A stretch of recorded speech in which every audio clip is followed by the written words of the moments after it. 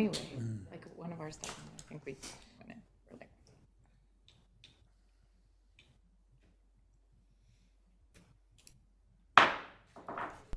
I will now call this meeting to order. Our first order of business is to adopt the agenda for tonight's meeting. Commissioners, is there a motion to adopt the final agenda? I'd like to make a motion to adopt the final agenda. Excellent. Is there a second? I'll second. All those opposed, or all those in favor, rather? Aye. Aye. Any opposed? Thank you. The motion does carry. Our next order of business is to approve the minutes of the July 5th, 2022 Planning Commission meeting. Commissioners, is there a motion to approve the minutes?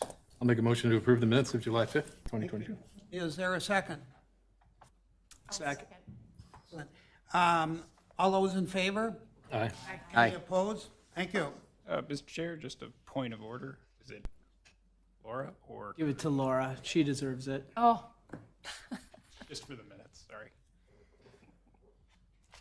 Our first discussion item on our agenda tonight is item 3.1. Consider comprehensive plan amendment to the future map for properties located within the Marsh Hollow and Huntersbrook subdivision. I will now turn it over to Planner Isaac Peterson for a brief staff presentation. Thank you, Mr. Chair, members of the commission. Tonight, for your consideration and as a public hearing, is a comprehensive plan amendment request that was initiated by the Met Council. So just a quick bit of background: the Met Council routinely performs kind of retroactive plat monitoring for subdivisions throughout the metro, and through that review identified just a kind of minor housekeeping amendment request pertaining to the Huntersbrook and Marsh Hollow subdivisions. And the request regards some of the medium density and single family low density residential future land use boundaries noted within the 2040 comprehensive plan map, rather. So just a little bit of background on each development. So the final plat for the Huntersbrook first edition residential development was approved in July of 2021 by the City Council. Within the 2040 comp plan, the Huntersbrook site was primarily guided as low-density residential land, which is 2.25 to 6 units per acre of residential density, with a portion of the property guided for medium-density residential, which is 6 to 12 units per acre. On that development site, approximately 14 acres were proposed for that villa, kind of smaller detached product on the north side.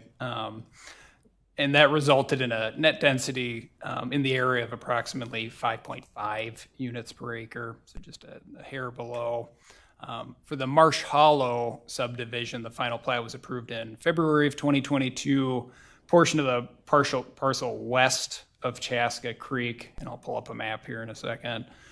There's 29 net developable acres, which is proposed with that R1 low-density residential zoning within the low-density residential guidance, which result in a net density of 3.8 dwelling units per acre. Then the portion of the property east of Chaska Creek, which had 15.8 net developable acres, was rezoned as that R3 medium density residential to match the medium density guidance, which is approved with 103 townhome units total overall over time, which would result in 6.5 dwelling units per acre. So the proposed amendment that's requested is really just to adjust some of those boundaries where, due to things like open space streams, there's some disconnect with the shapes shown within the future land use map. So overall, what would be changed is an added 4.8 acre of net increase in the medium density guidance, which kind of reflects the 5 acre park that was platted down there and some of the difference there. a 0.03 acre increase in low density residential land, then a decrease of 2.5 acres of institutionally guided land, and 1.45 acre decrease in open space guided land. Not that open space would go away per se. So, and then in addition, some of the kind of associated tables that reflect the total future land use guidance and comps and acreages, and tables 4.2, 4.3, 4.4, and 4.6, I believe, would be revised to reflect the future land use map change. So within those areas, based on the approved development condition for each respective first edition of Marsh Hollow and Huntersbrook, and then what we anticipate that was shown through the preliminary plat that was approved, the dwelling unit density would still conform with what was initially approved and what we anticipate to happen down the line. So yeah, so just to kind of show what that change looks like, this on the left-hand side of the screen here, you can see kind of the future land use map guidance that was shown. In that medium density land was kind of captured and shifted and adjusted to kind of reflect that Chaska Creek runs through here. So there's a challenge in siting medium density land on that side. So it'd be smoothed out to reflect where that medium density housing is with the proposed amendment on the right. So with that, Mr. Chair, so the comp plan amendment that was requested was noticed in the August 4th edition of the Chan Villager. In addition, staff distributed the proposed amendment for adjacent agency review, which in this case would be the city of Chaska. They responded with no comments or concerns. So with that, again, public hearing required, and I'll stand for any questions. Very good. Thank you. Thank you. I'll now open the floor for public comment. Is this a topic, Tom, that you want to speak on? We can, I think we can accommodate that. Very good. So hearing no additional public input at this time, Commissioners, may I have a motion to close the public hearing? Move to close the public hearing. Is there a second? I'll second to close the. Thank you. All those in favor? Aye. Any opposed?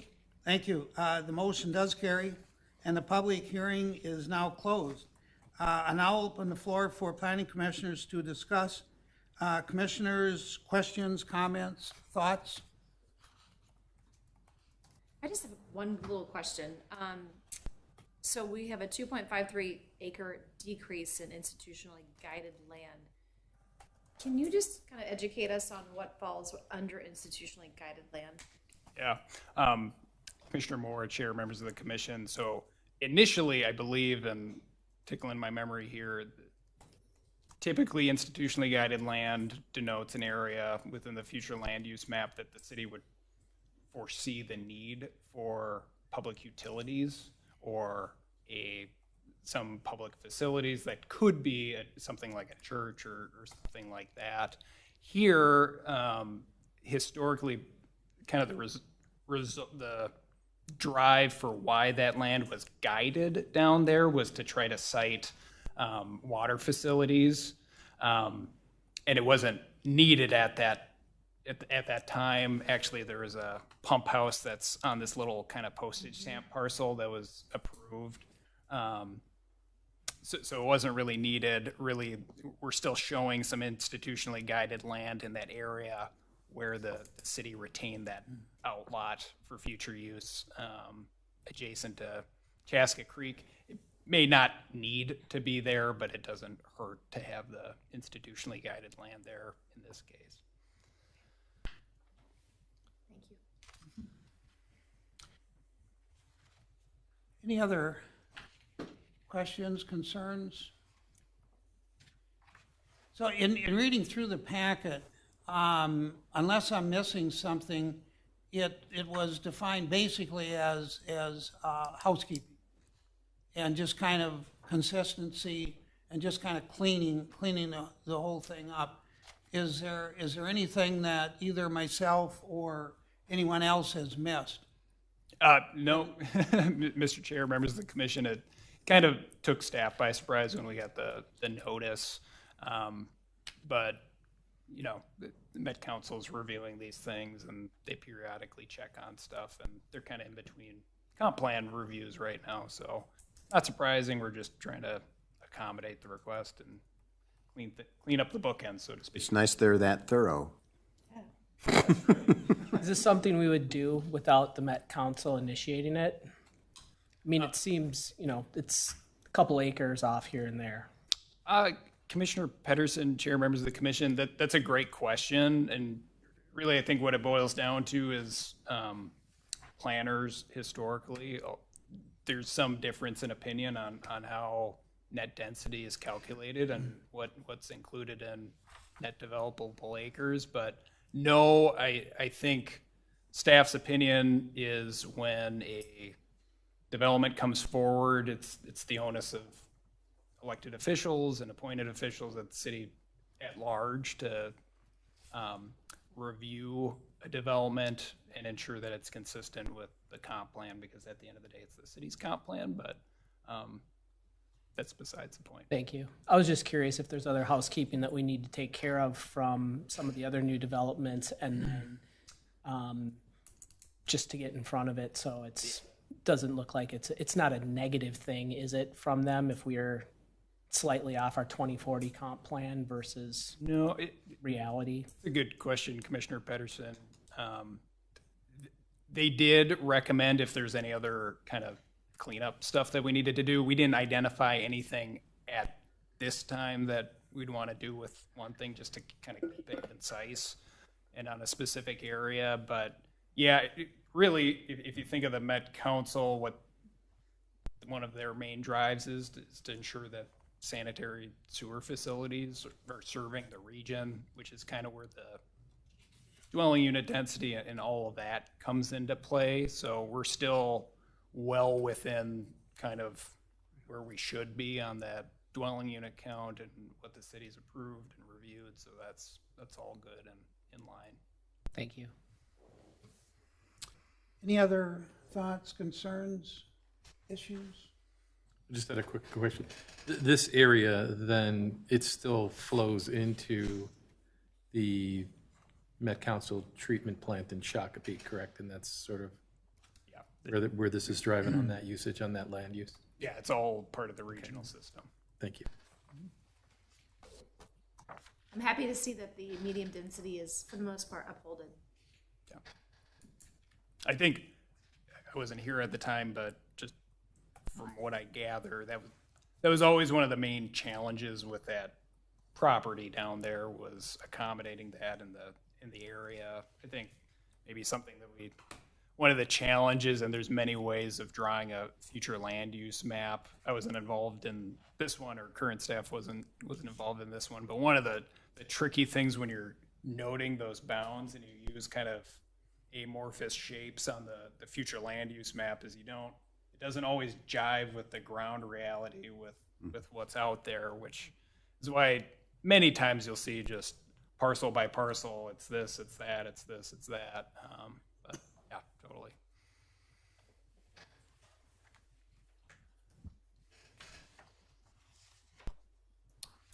Anything else? Hearing nothing, I would ask for a motion. I'll make a motion to recommend approval of the 2040 comprehensive plan amendment to the future land use map and associated tables as presented. Thank you, Laura.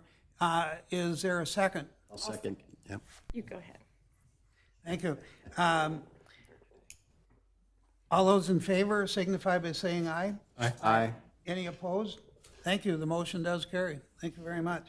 The next item on our agenda tonight is item 3.2, Downtown West, Subzone Scheduled Parking Requirements, the draft ordinance amendment discussion. And I will now turn this over also to Planner Isaac Peterson for a staff presentation. Thank you, Mr. Chair, members of the commission. Just kind of teeing in and kind of dovetailing into previous conversations regarding downtown West. We're bringing forward just a kind of a discussion item, and I think staff would like to keep it broad and kind of informative and talkative to kind of figure out a solution to some of these things. So I'm going to go over some high-level background and some options, and then we'll use that as a talking point. And if there's any points through the presentation that we want to stop and chat through things, we can absolutely do that. And Mr. Gregory as well. Feel free to chime in. Excellent. So just a little bit of background. As the commission is aware, on July 19th and the 25th, the Planning Commission reviewed and provided recommendation on the Downtown West Phase 1 development proposal. At the time of the review, the site did not meet existing multifamily parking code requirements that we currently have. So through that review and the general consensus, and there was a concurrent code amendment review as well that was tabled, condition of the Planning Commission's review and the City Council's approval included provision that the site meet a future amendment to the code to address multifamily parking standards, specifically within Downtown West, to not open up a changed code requirement that could impact other portions of the core central business district. So really what this item is here tonight is to kind of workshop and talk through what that could look like for future consideration. So just again, some more background is the commission's aware that current code requirement for multiple family dwelling units is 2 spaces per dwelling unit, one of the 2 to be enclosed. In addition, the current parking code within section 20-7 specifies that residential land uses are subject to providing off-street parking spaces under the ownership of the applicant as specified by the required code. So shared parking isn't possible. So with regard to Downtown West and kind of pulling up the concept plan that's been reviewed historically to date, we're looking at specifically this kind of phase 1 area that shows the phase 1 apartment building that the Commission and Council recently reviewed. So within that Downtown West phase 1 development area, just to go over some of the site conditions, there are 145 dwelling units within the apartment building that's proposed. That building consists of 30 studio units, 73 one-bedroom units, 38 two-bedroom units, and 12 three-bedroom units. So there are 177 structured underground parking spaces to provide off-street parking for the apartment building, which is the maximum that's been deemed feasible to construct on the site underground. And then in addition, with the phase 1 improvements, there are 76 on-street or shared parking spaces that are being proposed to be constructed in tandem with that apartment building's construction. And then currently in concept, and I'll pull that up here through the latest iteration that we've been reviewing, there's 22 spaces that could be expandable for future need if needed down the line. Of those parking spaces on street and within the Central Green area, 36 are immediately adjacent to the Downtown West phase 1 apartment building. So just to pull that up here, and this is the kind of latest rough concept that's been shown for the improvement areas. So there's, with the phase 1 construction currently, there's 25 on-street parking spaces on this side of Steiger between downtown condos and Downtown West. And then immediately adjacent are 21 on-street parking spaces. And then within the Central Green, there's 15 spaces shown immediately adjacent to the building.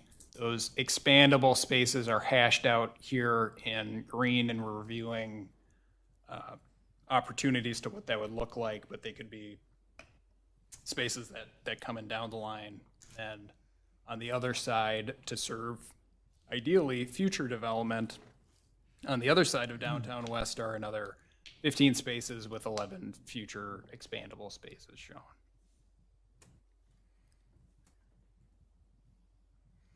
So again, public parking is being constructed in tandem with the design of the apartment building that's consistent with feasibility studies that have been done to date and concept plans reviewed to date. And I think leading up to this point, some of those spaces have been contemplated and designed for shared use for the building that's being considered. So to facilitate that, a code amendment would be necessary to approve that, and modification of the code would be needed. So we've looked at a couple of different iterations of this code, but I'm going to kind of go backwards to the front side of the red line that we currently have. So based on the concern of impacts to the core CBD and wanting to make a distinct area, we looked at a few different ways of doing this. One of the ways of doing that would be to identify a subzone within the city's central business district. It would be a lighter way of not creating a completely distinct and different zoning district, but really it would be a tool to identify this is an area that we're talking about and these rules apply. Not quite an overlay district, but a reference of an area where it would be applicable. So to do that, what staff's identified as a recommendation would be identifying the downtown west subzone within the parking code requirement. And a subzone could be identified via reference to an approved map or figure or diagram that would be referenced in code. So in this case, currently the language reads that the downtown west subzone area location is incorporated into the code by reference, as illustrated by the downtown west subzone location map. New development or significant redevelopment within the downtown west subzone shall meet the requirements of section 20-6. And then again, within the first portion of that paragraph above the text that I just read, that same kind of draft striking and addition of language would be to provide a mechanism for residential uses within the downtown west subzone to utilize shared parking as shown. So within the downtown west subzone, the area that we've identified is that portion of downtown west north of Steiger Lake Lane, east of Victoria Drive. City attorney did recommend that if there's areas, instead of specifying just a specific portion of downtown west, like the phase 1 site, it would make, in practice, it would be recommended to make it a larger area that's identified through other areas of the comp plan and code. So that's where we're showing. Staff certainly open to feedback and talking through what the extents of this location are and what makes sense to the commission. And then in addition, with respect to the section of the code that identifies certain requirements for different land uses, what we'd show is that there is a new requirement for multiple family land uses within the downtown west subzone. There would be no proposed change to multiple family land uses in all other areas of the city. I'm just showing that as a contrast. And then in addition, I haven't specified a requirement or a scheduled requirement. Hoping to kind of talk through that with the commission and get some feedback and consensus on that front. And then in addition, that footnote noting that shared parking could be utilized up to a certain percent of the required enclosed parking spaces, and all guest parking spaces can be provided off-site pursuant to the city council approving via section 20-7 and 20-7.5. For the commission's reference, those two sections regard shared parking use and approval, which facilitates the need for a conditional use permit and specific one-by-one review by the commission and council for each request on an individual basis. So just kind of looking through different options and recommendations that have been provided, wanted to kind of highlight what's been shown and kind of the counts that we're working with for this site, with the footnote that if there's a code amendment to all of downtown West, it would have to be presumably applicable to the rest of downtown West. So as the commission knows, within the downtown West Phase 1 proposal, there was a parking demand study brought forward. That parking demand study provided that it was anticipated that 1.33 spaces per dwelling unit was the parking demand for the building based on market conditions. That would result in a total parking space need of 194 spaces to serve the site. And again, currently there's 177 structured underground spaces provided on site. So that'd be a delta of 17 spaces for the anticipated demand. Staff more or less concurs with the demand that's been specified within that parking study. Our recommendation for who conducted the parking study was actually directly related to who conducted the city's feasibility studies for downtown West. So those numbers align in the bigger sense for what we think has been needed over time. And some of that demand is included a table specifying what percentage of units would be allotted specific amounts of spaces to actually utilize. So it noted that 80% of the studios, alcoves, one-bedroom units would be allotted 1 space per unit, 20% would be allotted 2 spaces per unit, 40% of the 2 bedrooms would be allotted 1 space, 60% of the 2 bedrooms would be allotted 2 spaces, and 100% of the 3-bedroom units would be allotted 2 parking spaces per unit.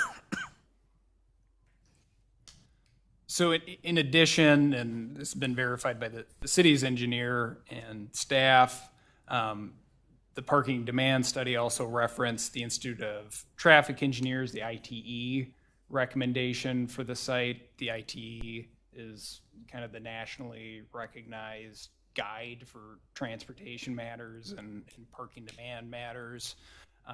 That parking generation estimate noted that 190 parking spaces would be needed to support the building. That would equate to roughly 1 parking space per bedroom or 1.31 parking spaces per dwelling unit. And again, that's consistent with the past feasibility studies conducted on downtown West for anticipated parking need for residential units.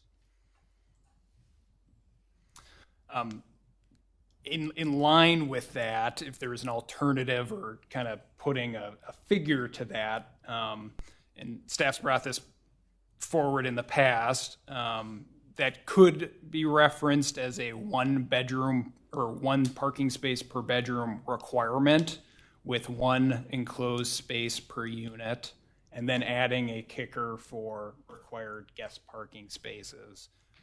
Staff's identified a 1 guest parking space for every 10 units. If that was something that the commission was interested in, it would result in the need for 206 total parking spaces to serve the site.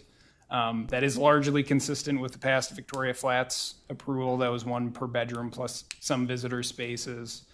And it would also exceed the anticipated parking demand that's been noted through the parking demand study. So being cautious still and providing a little bit above what we're being told that they think they need as a precautious measure. And then also for reference, just to kind of get the creative juices flowing, we included some local adjacent market city comparisons, and you'll notice we're kind of all across the board on how we calculate this from some of our neighbors. So for instance, Minnetrista provides a range of parking that would be needed for land use. That's not uncommon, where they note that for multifamily development, the required parking is 1 to 1.5 spaces per dwelling. If applied to downtown West, that could be anywhere from 145 to 218 parking spaces that would be needed for the phase 1 development. Chaska, and not noted on here, Excelsior, the city of Victoria, is a 2 to 1 parking requirement, which would be 290 total parking spaces required for phase 1 if applied. Waconia gets a little bit more distinct, where they note 1.6 spaces per 1-bedroom unit, 1.8 spaces per 2-bedroom unit, and 2.25 spaces per 3-bedroom unit and 3-bedroom or greater units. If applied locally, that'd be 260 total parking spaces for this project, which again is exceeding the amount of spaces available, short of dedicating public spaces to a private development for the site. Chanhassen notes, kind of similar to Waconia, 1.5 spaces per 1-bedroom and efficiency unit, 2 spaces for 2 bedrooms or greater unit, and a 1 guest space for every 4-unit kicker. So applied locally, that'd be 275 parking spaces for the site. And then lastly, Carver is at 1 space per dwelling unit for multifamily residential developments, which would be 45 total parking spaces. So just to kind of kick off discussion, questions, really what staff's trying to drill down is get a better sense, discussion for language regarding the residential utilization of shared parking. Are we comfortable with that? Are we moving in the right direction? And then some discussion and guidance on the scheduled parking calculation for downtown West, kind of putting together all those figures and options. There's a million ways to skin the cat here, but moving forward towards the next steps. And then discussion of the extent of that downtown West subzone area that we've noted, and whether that's close or accurate, or should it be bigger, should it be smaller, where to go from there. So with that, Mr. Chair, I'll turn it back to you and stand for any questions and discussion. Very good. Thank you very much, Isaac. I will now open the floor for a open discussion with both the Planning Commission and Mr. Tom Gregory to join in at the same time.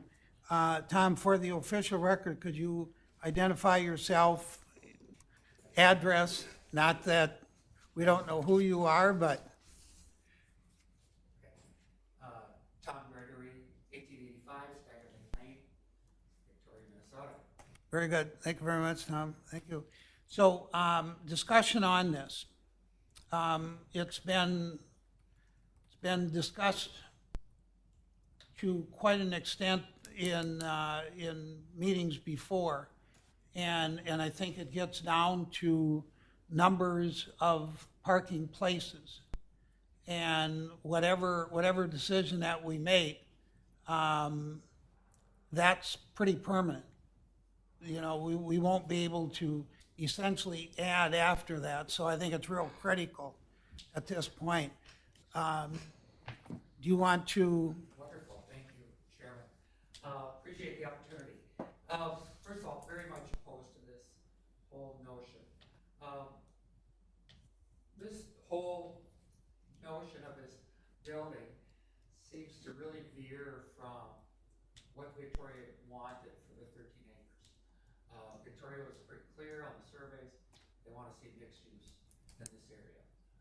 Each building that has been proposed for this has always had either first floor retail or a provision for first floor retail. This is the first one that completely throws that notion of retail out the window. Okay, I can accept that. Okay, we're gonna get a building there, that's a good thing. But I'm a little surprised because it's my understanding, and I don't know that for sure, but I think the same folks, I don't know, Ross Anderson, has kind of been involved with this project for 3 years. The shape of this building really hasn't changed for 3 years. So the parking requirements really shouldn't be new to this developer. So we shouldn't be at this juncture. 3 years into this project, we're coming down to the point where we're ready to approve it, and we're short parking. Well, I just don't know how that happens. If the developer, he's willing to put down 40 million and going with 177 parking stalls, that's on him. I'm not here to tell him how to build a building, but it feels like a bait and switch. We always had the idea that this was going to be a mixed-use commercial retail. So the front of that building was designed for retail, shared-use retail parking. I think if we go forward with this, for a couple things, first of all, I think it's going to hinder any further or future retail in the area. Okay, if we're trying to attract retail, it's going to be tough, I know that, but we don't want to try to bring people in and say, well, where are they all going to park if we're dedicating a whole bunch of residential street parking to this particular building. So I really think we're shooting ourselves in the foot with our very first project. We're throwing retail out the window for this project. Okay, I can live with that. But don't give up our future retail parking spaces on top of that. That feels like insult to injury type thing. So I'm hoping we don't do that. And if I heard Isaac right, we're not even talking about narrowing our specific 13 or 20 or 30 spaces. We're thinking about making the definition broad enough where they could literally park anywhere along here. That is just crazy. I mean, we're already on car show night. We're filling up Steiger Lake Lane on that north side, and we don't even have parking there. So it's already being utilized. So for overflow parking, we need overflow parking for our downtown. So let's take a step back. If the developer's good with 177 spaces, let them build. Quite frankly, that's not on me. If they need more spaces, well, let's look at, pushing the building a little bit farther west and adding, a row of parking behind the building. I don't know, something. It just seems like if we've been bringing these buildings forward for 3 years. We shouldn't be at this point where we're looking for parking. That should have been planned into it from the get-go. So that's my 2 cents. And I don't know, if we start allowing 24-hour residential parking, I just think that's also going to create headaches for snow removal and all that stuff. So it's easy to police if we say no residential parking. That's easy to police. If we allow some areas and others that really, the headache then falls on the city as opposed to the developer. The developer needs to police, his 177 spots. That's on them. So I hope, I think this plan is bad for Victoria. I think it's bad for the 13 acres. And it's bad for anybody who's hoping to get retail in this area. So that's my 2 cents. Thank you. Very good. Appreciate it. Thank you very much, Tom. Appreciate your input. You've devoted more than a few hours in the last X number of years involved in some of the research and all at the same time. Thoughts, comments, commissioners? So I'd like to kind of go big picture and not just focus on this for just a second. I think in these conversations, we're talking about just this development. We're talking about, how this site incorporates 177 underground parking spaces, right? We've got all this other land. So I think it's really important that we don't just think about this in a vacuum in terms of parking for the overall project or the overall development, the west side. We have the ability to guide this to have a lower parking demand. What I mean by that is we could have senior housing in a certain portion of this, and that's going to eliminate a lot of need for parking. That's one idea. I mean, these are different solutions that, that we can guide to prevent problems down the road. And it gives us a mechanism to kind of control the demand. So, Isaac, if you could talk a little bit about a concept plan that you're kind of following, if the city is following one, to kind of create a happy medium for all this. Yeah, I don't have the figure here right in front of me, but based on the feasibility study that was conducted by Kimley Horn in late 2019, 2020, early 2020, within that plan, there was bookmarked land uses which culminate and reflect kind of this concept plan that's shown before you. So within the feasibility study, there is specified anticipated number of dwelling units as a whole on the site, we're showing building footprints, but that could change over time based on market conditions, demand.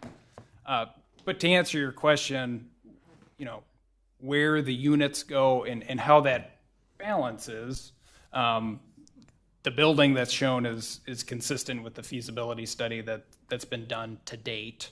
I think the disconnect between the parking that's shown and what's being proposed here and the code as it exists today is that, unlike some other developments, this development has not been proposed as a planned unit development where certain code provisions have been waived or reduced. So, the anticipated parking demand, we feel very comfortably and strongly that it's 190 units. That could be accommodated in multiple ways. It could be accommodated by 190 parking spaces.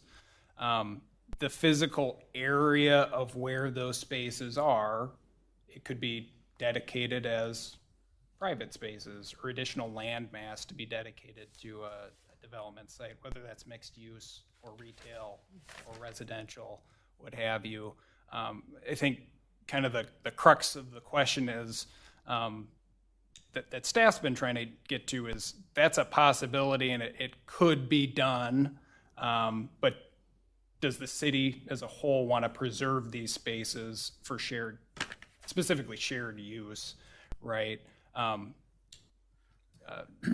For the remainder of the development to support retail development that's anticipated for the remnant of the 13.5 acres.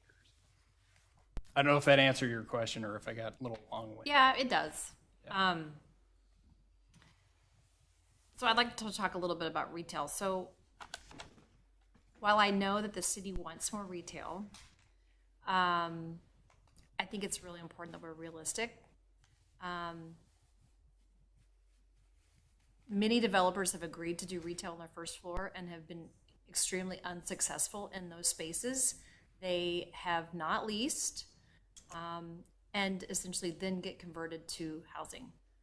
That is a detriment to our city more than having empty. I think it's best to plan it right from the get-go. Some of these developers are telling us things we want to hear, and versus the reality of the market, because they want to get the project approved. So I think it's really important that we think through that and think clearly about what's best in terms of just long-term planning. So that's that. I get very nervous about providing too many parking stalls. Now, tell me if this is a silly concern or not, but I get concerned about providing too many parking stalls for the purpose of retail, where staff thinks that the East downtown CBD is actually going to use these stalls, and that's how the counts get skewed. That makes me very nervous. I hope that doesn't. East, like as in the shared parking spaces get utilized by other. Yes. There is Commissioner Moore, Chair, didn't mean to cut you off. Yeah, no, that's fine. There is a distance metric, I can't recall off the top of my head, I want to say it's 500 feet. That is the kind of bubble from door to parking space, where a shared parking space could be counted. And here, they are disconnected from the core Okay. area of downtown. Awesome. It's over 800 feet. That's We great. got people who won't park here to walk up to the restaurants, right? I'm so relieved to hear that, because I kind of never knew that, so that's great. Yeah, it's not, in practice, it wouldn't be viewed as like a mass pool of, there's a pocket of 1,000 spaces and everyone gets a cut of it. Yeah. I mean, what I'm hearing is that there's 119 public parking stalls with what's been proposed for just this project. Now, we know that, their guests are going to use the surface parking, right? And so, I don't know, how many guests are going to use that 119 stalls per se? Did you say 1 per 8? So there's 177 underground parking spaces. There's different schools of thoughts on quantifying the quantity of guests that would use it. 1 for every 10 unit is pretty common. You could go lower, you could go higher. Okay. The flats went like 1 per 12. I think it caked out to be, Janhassen does 1 for every 4. And 1 per 4, which is pretty. Right, which is pretty high. And I think, and then this differs from person to person, but you'll see like the flats and guest parking spaces are on the street. In practice, that kind of makes sense, right? If you're a guest that's visiting a space, ideally you want people to park on the street and kind of go through town and stop once and go to the building and go elsewhere. But typically those spaces aren't utilized in an underground setting. It's on a surface lot of some form. I mean, because then, with that said, then you've got, correct my math if I'm wrong, around 100 public parking places that are available for, call it other amenities, for retail, as this is presented right here. So it's No? less than that. So it's 25 spaces along Steiger Lake between the flat or the condos in this building. There's 21 spaces immediately adjacent to the building, and then 36 with room for 22 more, or 30 with room for 22 more within the central green. Laura, I'm a little confused. Let's talk about that central green. What will it be, and who, like what I'm trying to understand, I think you mentioned we could add them down the line, but who pays down the line? Who adds them? Great question. How do we determine what mechanism is within the development agreement to have some protections? I mean, that really concerns me. Anything down the line, I think, is just asking for a little trouble. Yeah, so Because their project is getting financed and then spent, and they won't, we can't guarantee a payment down the line. To me, I think I'd worry more about that than anything. So maybe tell me what it is, because I don't know what it Great is. question. Commissioner Murray, Chair, members of the commission. So when it's kind of a chicken and the egg thing with this discussion, what the building looks like, what the uses are, and what the central green could be. Because obviously parking is a big conversation, and drilling down what's necessary or needed, who that's dedicated to, or who pays for it's important. So in this concept of the central green, the intent historically, and this goes through multiple proposals from DJR to Kimley Horn to Kraus Anderson and now Anderson, to preserve kind of the view shed coming out as you're entering the site, coming in, and having a programmable space that has not been programmed yet because we don't know what the finished form of it could be. And staff intends on engaging as we kind of dial in what the space could be with for community involvement, engagement to identify what that space could be. It's been contemplated as a space for potential farmers market, food truck, rodeo type of whatever. That's to be determined, whatever the community wants it to be. But just based on the importance of the conversation regarding parking and a concern for what if we undershoot it and what if we don't have enough, what we've tried to do is kind of vet out the construction feasibility of these could be, or what's shown here is really these spaces are grass paved spaces that you could pull up and park on without improving it. But the mechanism, if there was a concern for this building, or whether, down the line, if the commissioning council is reviewing the building to the north, where if there was a shared parking agreement that was approved and a development agreement that was approved, within that shared parking agreement, the city could specify if there is a condition when there's management problems or people aren't moving when the plow trucks are coming through, what have you. If there's a violation of the agreement, you are to be held responsible. Or snow needs to be removed and located here. Correct. So All that paved area. there's multiple different directions the city could take that. The city could assign just the general maintenance responsibility of plowing of a portion of the central green, or these or any shared parking spaces that were considered to the building manager or property owner as well. Does the market study for this building address the need for 30 studios? Because it seems to me that they're including 30 studios in this building is also skewing the numbers for parking. Because if those 30 studios would increase the number of 2 bedrooms and or, like if they did this, say 2 studios equals a 2-bedroom or 3, I don't know how big their square footage is, their numbers might work better. So I'm thinking I would be really interested. I don't know if you as city staff has seen market studies for the apartments, but it might be interesting to see, because I know it's easy to say we can get 177 underground, that's all the space we have, but the shift of counts can be shifted. I mean, the building is an architectural design. When it's built, it can't be shifted, but now it is, and feasibility is a push-pull kind of thing on a feasibility study, so it'd be interesting to understand that. Yeah. Before just saying, oh, we'll change code. You want fewer studios or you want more studios? No, I'm just trying to understand it. If there were, so every studio at this point is requiring 2 parking spaces if you look at the 2-to-1, correct?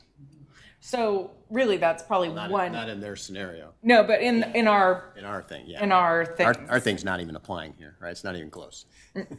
So No.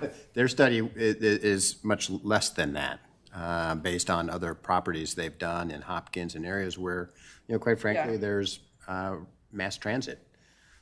Even if I'm in Chanhassen, I could walk maybe to 4 different grocery stores, or Total Wine, my favorite location. But here, where do you go? You walk over to the Holiday gas station or the Dairy Queen.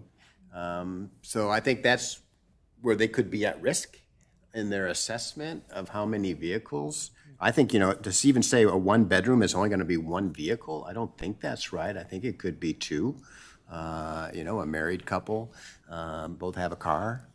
Unless everybody's working from home, you don't need a car anymore. But they're taking that risk. They're saying that the risk is, hey, well then they won't rent these apartments because people won't go there. But obviously, as we know, the overflow will cause some damage to us. But if you don't go with this, what else is going in? We've been working on this for a long time. If you don't let this go, my issue would be, I'm okay letting this go, but I hate to approve the whole area, because if we approve this and it doesn't work out, I don't want it to apply to the rest of the area. So until you prove this out. And I guess my second one would be, why can't the street be widened where you could park on both sides of the street? Because that could really increase the number of spaces available. And maybe, a lot of towns, you got odd, even snow parking too, right? Where you go to the other side of the street when they're plowing this side of the street. Here, where do you go? You go to the central business district where they're plowing that side of the street. I don't know if the street could be widened, and that would get you a lot more spaces for whomever. And right now they have no above ground spaces. unless it's shared. Am I understanding that right? As is shown, Commissioner Murray, Chair, members of the commission, as is shown with the boundaries of the property that's currently proposed and was considered through the preliminary plat, meaning there could be on-site parking. It's a question of whether the city were to sell or dedicate that additional land to serve the building and be solely for the private use. I've never seen an apartment building without parking out front for leasing residents coming in. Like, that's what I'm like, two to five places. Because if you don't have that, how does a new person approach a leasing office? I mean, they're going to park, and they typically want that dedicated with a sign that says future residents park here. So I'm interested with that. Or temporary parking, 30-minute parking. I mean, you would think you would need at least 5 above ground for that, if nothing else, that's dedicated to them. And then where do your leasing agents park? And where do your maintenance men park? And where do your, an apartment complex of 145 spaces is going to have, my guess is, 6 to 10 employees when you take gardening, maintenance, leasing into account. I don't know where those people are going to park, unless they'll park at first when they're building the building or filling it, they'll park in the garage in the unrented units, but at some point the building becomes full. And I've built a lot of senior living, and we always think, oh, some people come without cars, and then you do get to a point where staff's all parking underground, and then the building gets full and everybody has a car. Maybe they don't use it, but they have cars, and you're still in a parking crunch. Yeah. And it's concerning because they'd have to park here on the central green. And if we wanted to have yoga in the park, all the parking places would be full. Do you want to jump in on that, Tom? Well, no, I'm just listening, but I tend to agree with that, but I guess my biggest concern is 24-hour parking. Once a car is parked there, if you have space available, if you dedicate 24-hour parking for residential, it will fill up. For instance, my wife and I, we have 5 cars. We don't need 5 cars, but we have 5 cars because we have space for 5 cars. If we were in an apartment, we could manage somehow with 1 if we had to. But if you're allowed extra spaces, those spaces will fill up with extra cars that aren't being used all that much. And that is one of my biggest concerns, because then you're bottling up for everybody. I don't mind the temporary daytime business type parking. That's really not a concern. It's the 24-hour, the car's fixed there, and it might be there for weeks and nobody ever moved it. Have you ever been to Wrigley Field and tried to park for a day game? There's not a lot of parking around. But what you're counting on is you're going to park on the street because somebody else left to go to work. And I think, some of these, obviously these people do work and hopefully go to work, and everybody works from home, that some of these things would be cleared out during the day for your retail. But yes, at night, they're definitely going to be overnight parking, because either people have 2 cars for their 1-bedroom apartment and only one person is going to get the inside space. But you're hoping that you're going to have some ebb and flow during the day. Hopefully. If you leave the space available, it will fill up. So, Yes, I don't disagree. Chair, members of the commission, a great point. I would say from a staff level, I don't think staff wants to do the enforcement on 24-hour parking. Just the arrangement of that and facilitating overnight parking in a public parking space. Because again, if it's a shared public parking space, it's anticipated that it would be shared for multiple people to use. So something, because these are all reviewed, and just to kind of back up on a full few points that were raised, through a parking management plan and shared parking agreement, the city can specify that either these X amount of spaces, whether they're like right along the central green, immediately adjacent to the entrance of the building, are okay for overnight parking spaces, or they aren't, or where that's appropriate, or if it's nowhere, that's what it is. So the city has the ability to do that, and then it provides a clear, distinct enforcement mechanism for if we do keep having a parking problem here overnight, here's what will happen, and here's the immediate reaction. It was kind of a similar thing across the street and the flats, and I believe there was concern at the time. Looking through the coffers through a couple rounds of staff, I could find one complaint of overnight parking where it's adjacent to the shared parking area for the flats, but it hasn't been too large of a concern. But again, with the flats, through that the agreement for the building itself, there was 10 parking spaces identified on the lot that were located as these are resident spaces. They're distinctly different than everything else. So there's many different ways you could skin that and cut that, but I mean, I would tend to agree the on-street, point on the screen here, areas probably wouldn't be as appropriate for overnight parking just because plowing, everything associated with that. But there could be opportunity elsewhere potentially. I'm sure I'm missing a few questions here.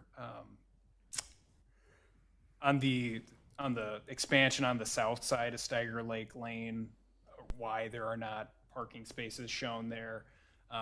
Historically, it's been anticipated that if there were to be parallel parking spaces added on the south side of Steiger Lake Lane, that would happen at a time of redevelopment for those properties on the south side of Steiger Lake Lane. Wouldn't it be way more expensive to come back and do it later? Yeah, I think the thought would be that it would be development driven, therefore paid for by a developer. Somebody developing the property along 5 there? Because 5's going to get widened, right? So where are we talking? So yeah, I mean, it would still be, if 5 was expanded, it would still be within the footprint of the existing right-of-way. But those properties south of Steiger Lake Lane here are still zoned and guided within the central business district for over time, long term. You know better than me on yours specifically, but I know that the others are. So, Eric, you have no real history on this, which may be an advantage. What are your thoughts on this? Well, you just got to a question that I was just wondering in terms of the development of the ones that are on-street parking. Again, there's a couple things I think it would begin with. One is our ratio in this community seems lower than, our peers on average. And it could be, between what I think we're around 190, and I saw as high as 290. We don't have a lot of experience with this kind of development in this community, but, so having lived in the, a more dense community for a number of years, the things that I would wonder about is if this development were to go in as planned and it is too few parking for what is naturally going to happen, where are they going to go? In terms of if this is a development, the question that got rose was, who's going to pay for it in the future? Well, if the developer is paying for the on-street now and we're agreeing, or there's some thoughts that maybe there's too few spots, wouldn't the developer be paying for it now if that was a requirement of the city to, require that there be more parking? So I'm just listening in, and yes, it's those were my initial thoughts in hearing about it, having not a lot of context from what came before. But so could you directly answer that question? Who's paying for the on-street development as proposed? And were there to be additional requirements? Wouldn't that be imposed on the developer to do this, the south side? Yeah, it's being done in conjunction with the building, so the city is funding some of the extension of Steiger Lake Lane through the redevelopment, other portions. But the city could charge a fee or require surety for impacts, again, through shared parking agreement or something to that end to assign a cost if desired. It's just the mechanism of what that looks like. The challenging part is we haven't identified what those spaces are. Again, it's anticipated that around 190 are necessary, so there's a delta of So that's the 20. floor. Yeah, that's 20 that we need to account for, and then in a greater sense, codify in some way through the code. I thought when we were approving this, that potentially you could pave over the whole green and have a very big parking lot. And I think that would be on the onus of the developer if there's insufficient parking here. You hate to lose the green, but that really, I thought, was the safety valve, not just a few spots on the grass. Yeah. I assumed you would just totally make that all parking if that's what you had to do. And then they would buy that land? Yeah, I mean, Chair, members of the commission, general consensus or direction from council was to try to preserve that central green area. We all agree. Yeah. But if push comes to shove, that's really your only other out, isn't it? And the food trucks could still be in the parking lot. 10 years down the road when they're developing it, it becomes a parking ramp. That shape would have to change too, because there's some inefficiencies with that. It would have to get more squared, right? Absolutely. Yeah, Commissioner Moore, Chair, members of the commission, there's been some vacillation and discussion over what, again, subject to change if needed. I think part of why we're seeing kind of a horn or a U shape is to facilitate movement through fire apparatus access and preserve kind of the grade leading into the park and access around. It has been shown in the past as kind of a square out and over with some parking spaces on this side. It's pleasing. I know somewhere in this report you have the flats numbers, but I can't seem to find it right this minute. Can you tell me what the flats parking unit to parking places is and how that worked out? Just so I can, oh, there you go. So it's 81 units. Yep, and 93 bedrooms, 1 parking space per bedroom. So there's, I believe, 16 to 10 of the spaces were located for resident parking along the surface, and then there's 6 guest parking spaces on Steiger Lake, right across the street here, serve the building. So it's a 1 per bedroom requirement with 6 additional guest parking spaces.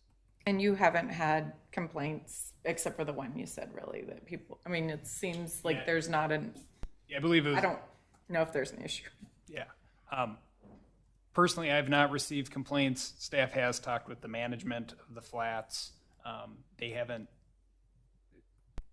from their perspective, it's functioning operationally well. They did note sometimes when there's kind of a flux in guests that are visiting, they can use up these spaces and people would flow over into the lot. We haven't received complaints on that, but also that's why we're upping the required count per guest parking spaces. Yeah, we don't know if the parking lot is being filled up with diners for the restaurants or guests of the flats, you know, in the evening, right? Yeah. You would only know if they stayed overnight. They were an overnight guest, maybe. And to that end, we haven't. Or you drank a lot and you took an Uber home and you left your car here, right? And that does happen too. So Isaac, if you could help.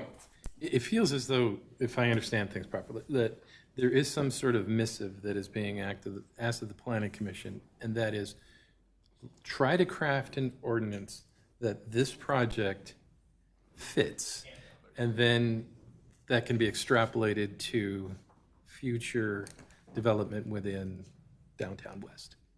And I think what we've batted around a number of times, and we even have some concerns about creating too many spaces, creating too few spaces, and we may not get to this ideal solution set that fits this project, that also fits the the development. So would we be best served by trying to get as close to the target as we can, but then, we sort of relax the rules, for lack of a better expression, for this project, because it's on its way, it's going to get done. And I want to be mindful of, Mr. Gregory's concern that we don't want to create unintended consequences for him as a neighbor. He wants to put his 5 cars on the 25 spaces that are going across the street so that it's easier for him to get out. And that's tongue in cheek. But I think that we may be trying to drive a square peg into a round hole and find that we don't have a big enough hammer to hit it. To your point, how did the flats get approved in the CBD? How did that get approved in the CBD with the parking exceptions? So again, Chair, members of the commission, is brought forward as a planned unit development. We're not doing that here. And why aren't we? Yes. Big reason is because it's located within the shoreland district. Regulations regarding the shoreland district have changed. So to preserve the remainder of the site, staff did not recommend considering it as a PUD. But haven't we done other PUDs?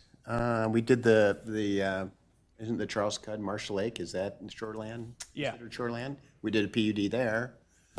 Preserved 50% of the site as open space. Okay. Yep. Which is not advised here for obvious reasons. You don't want to preserve 50% of downtown West just to facilitate a parking waiver, rather. Then they build 93 places or something. Right. Yeah, they couldn't build half as much. I think one of the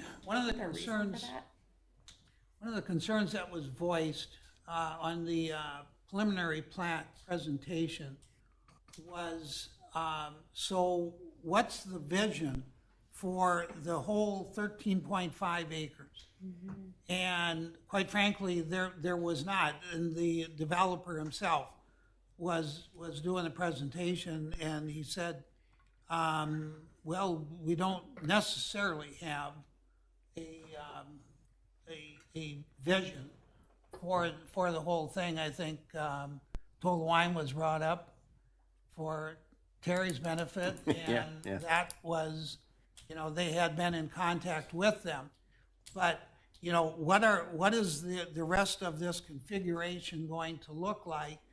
And so this represents, in relative terms, what maybe 1/6 of the total area. And what is the rest of it going to be? And I think somewhere along the line, if it's Kraus Anderson, my own belief on it is that if it's Kraus Anderson,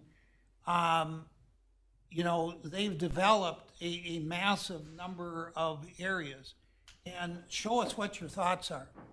Show us what you think will work. The last that I remember the developer being in front of in that joint session, they said, we have plans for this. That's all we have plans for right now. So I don't think they have, they're kind of going to see if this works, and ultimately down the road, if there's available land, maybe they have an interest. So build it and they will come. Yeah, Mr. Chair, members of the commission. So there is a vision of what the 13.5 acres would be that's been vetted through concept plan reviews and feasibility studies that outline potential uses without pigeonholing specifically into one orientation. So there's ghosted buildings shown here, and through that feasibility study, there's an anticipated additional parking of about 500 to 600 additional parking spaces to serve the rest of the site. There's bookmark potential for either senior housing or mixed-use housing, and buildings 4, 7, and 8, commercial with retail at a ground level, or if the city's direction changes, it could be something else. So I would say that, yes, it has been contemplated and evaluated for what it could be, specific to the developers that are bringing forward this project. The city has made no agreement for the rest of of the site, which is why they didn't specify what it could be, because the city council hasn't identified who that next group could be down the line. They don't have the rights at this point Yeah, and to be able to. for the commission's benefit, if that were to take place next, I think what staff anticipates, and this is dependent on council direction and where everyone's at, the city could go out for a RFP on a portion or phase of the site for a next round, if that occurs. And would you- specify, this is what we want to see, and this is where we want it to be. What path would you foresee that following? Like building 4 would be next, or would you go the opposite direction? What does that look like? Yeah, I don't have the specific phasing plan, but what was recommended through the feasibility study was phase 1 would be this initial portion, extension of Steiger Lake and bringing utilities onto the site with the stormwater pond. And then I'm drawing from memory here, but the phase 2 would be, you could go 2 different directions, either down to building 6 or up to buildings 4 and 7, then a phase 3 on the west end. When I look at this proposed site and kind of the total plan to the others, it seems like the behemoth giant. And then you have these kind of little more spread out, more green space building. It's a really, I've never liked the proposed site because it seems like it's only for the residents. If you look at the building, it doesn't look in character with like bringing the community in. And I've said that once, but it's like, we don't have any parking around. We have this big pool that's for our residents in the inner center courtyard facing the lake. And we have like a jailed experience. Originally, they were going to put parking in front, and they were going to, they said they would have units that could be transitional mixed use. We all knew that wasn't probably going to happen because they said they were going to maybe have people move in as apartments and transition over time. But it's just seems a little out of character to me. That's just my personal opinion. And then to change our parking requirements in addition, I struggle with it. Mm-hmm. And I know it's down the road, but they also knew our parking requirements down the road. This isn't news. This is like, we know you want this parking, but we're not going to do this parking, and we're going to put this through, and we're not going to do the shoreland district or PUD because we also know we wouldn't be able to build this building then. We want you to bend for us. It's very hard. Did we impose additional costs, the process where they had to make it up with additional units? Commissioner Moore, Chair, in what sense? Where Any additional costs for development? I'm just trying to understand, if there's an explanation on how we got here. Yeah, Commissioner Moore, Chair, members of the commission, really, again, this site, the building, quantity of units that's shown largely reflects what was identified by the city through the feasibility study that was accepted and considered for the site. So the building itself is consistent with that. General layout is consistent with that, and the mechanism to bring Steiger Lake Lane up. Obviously, there are challenges, and one of the challenges has been long-term access onto 5 and reorientating Steiger Lake from its current kind of terminus onto 5 and bringing it up, which kind of constrains the north.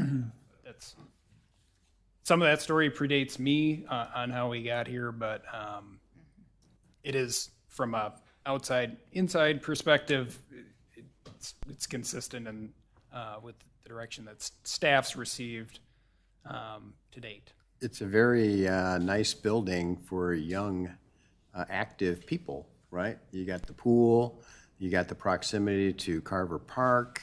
I think was it a pickleball court? There's other amenities, cookout space. I think this is going to be a big draw, and I'm sure that's what they're tailoring it to, is to who they think the customers will be for this, right? So then, again, Chair, members of the commission, and I know Commissioner Murray said we're flexing or reducing our parking standards. I would add, again, the parking that's shown is consistent with what was considered by the city through that feasibility study for an acceptable quantity of parking spaces and what that guidance should be. There is disconnect, however, with the city's code with that 2-to-1 requirement, and it's being proposed. I think it's really important that that staff has a defined process for the phase development. Meaning like, okay, we know that we're gonna save building 6 to the end so we can protect the parking. If that's the mindset, or if city staff is gonna say, we want retail early on in this process, that's first and foremost important. I mean, like, I guess we need to be all on board and be mindful, because that dictates how everything else follows. Correct. Yeah. I think what many of us are saying is that the overall vision of what we're gonna do with this 13.5 acres and how in general terms it'll play out. Isn't this And I remain a little surprised that it's not further down the line in terms of that overall vision. Well, I mean, some of it has a lot to do with the financial aspect of it, getting that TIF, in line. And This just seems like a nice piece of property to put strip retail in. That could go many other places, right? Even light industrial. There's plenty of other light industrial. This is really a premium piece of property from my point of view in terms of the aesthetics. Even looking across the road at the lake. I think this is going to lend itself to apartments or condos or whatever. I think that's going to be the reality because of what it is. To be able to overlook the park and stuff. So maybe you get some restaurants over there to cater to the people living that way. Chair, members of the commission, I think I would add that, we have this kind of framework that's been accepted as a roadmap, a guidance for what downtown West could be. Obviously, that's been contemplated for 15 years. And the challenge has always been to get into the site from current staff's perspective. And this is certainly an attempt to do that. The benefit, though, because it is city-held land, and that's important, is that the city has a very strong say with phases and what could be done down the line in facilitating exactly what it is that the community as a whole wants to see, which is really big and it's really important. And this commission and the city council are intimate parts of identifying that. But to back up, and again, we do have part of the dynamic here is the city council has approved the preliminary plat and the conditional use permit for this building. Yep. And we need to identify how to facilitate that through some rhyme or reason or mechanism to go that route. Can we divide up can we, on the short term here, take the sub-district to be where this is? And that allows us not to, at this time, push the whole area, push these parking dynamics across the whole area. So, Commissioner Schwarting, Chair, members of the commission, again, the city attorney recommended that we incorporate some site rather than specifying one piece of property. So that's kind of the caution there. I would say, in preface, through the draft code language as it's structured, simply by the mechanism and need for review, if it were to be brought forward to be contemplated in the future for some shared parking utilization or some deviation, it would require public hearings through a conditional use permit application and review by the planning commission, recommendation by the planning commission, approval by the city council on a one-off basis, much like this is being considered here currently. I don't know if that's an surety or You're saying by creating the entire zone, you still have those issues, or you would have those issues if you didn't? It would, each would still, for residential use, if there was shared parking requested, it would still necessitate the need for a conditional use permit that would then be reviewed individually in the future. I think that's understood Yeah. and acceptable. I think it's really the only way we're going to solve this problem. Yeah. Yeah. So if this one's approved, we can have the parking standards whatever we want. They don't have to accommodate this building. As in, You said it's been approved, so the code can be whatever now, right? I would not say that. Commissioner Shorting, Chair, members of the commission, Well, I'm just saying, that one's already done. it's not approved, but a condition of approval was that it would conform to a Okay. future adopted ordinance amendment, presumably to facilitate its approval if the city determined that, so. Seems a little backwards. Well, the Kimley-Horn study for this lays out two scenarios. And if we set aside the one that has the lower number of units, which is the one that's based on, quasi statute, and we look at the table one, it is effectively the Waconia version of using a multiple times the single bedroom studio units and then a multiple times 2 bedrooms. In this particular case, it's 1.2 parking spaces for every 1 bedroom, and it's 1.6 for every 2 bedroom, and Waconia is sitting, according to your research, at 1.6 for a 1 bedroom and 1.8 for a 2 bedroom. So the parking study is lighter than what Waconia has proposed.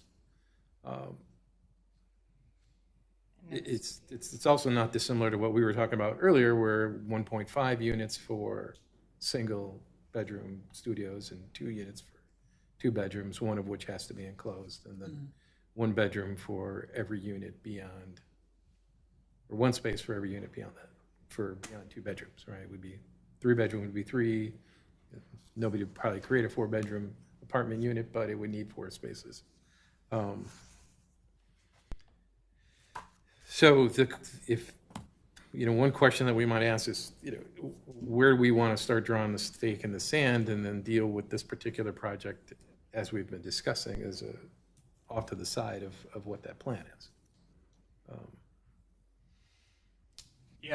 Commissioner Vansky, Chair, members of the commission, I would say as a baseline, staff's recommendation would be to provide at least 1 parking space per bedroom as a minimum, right?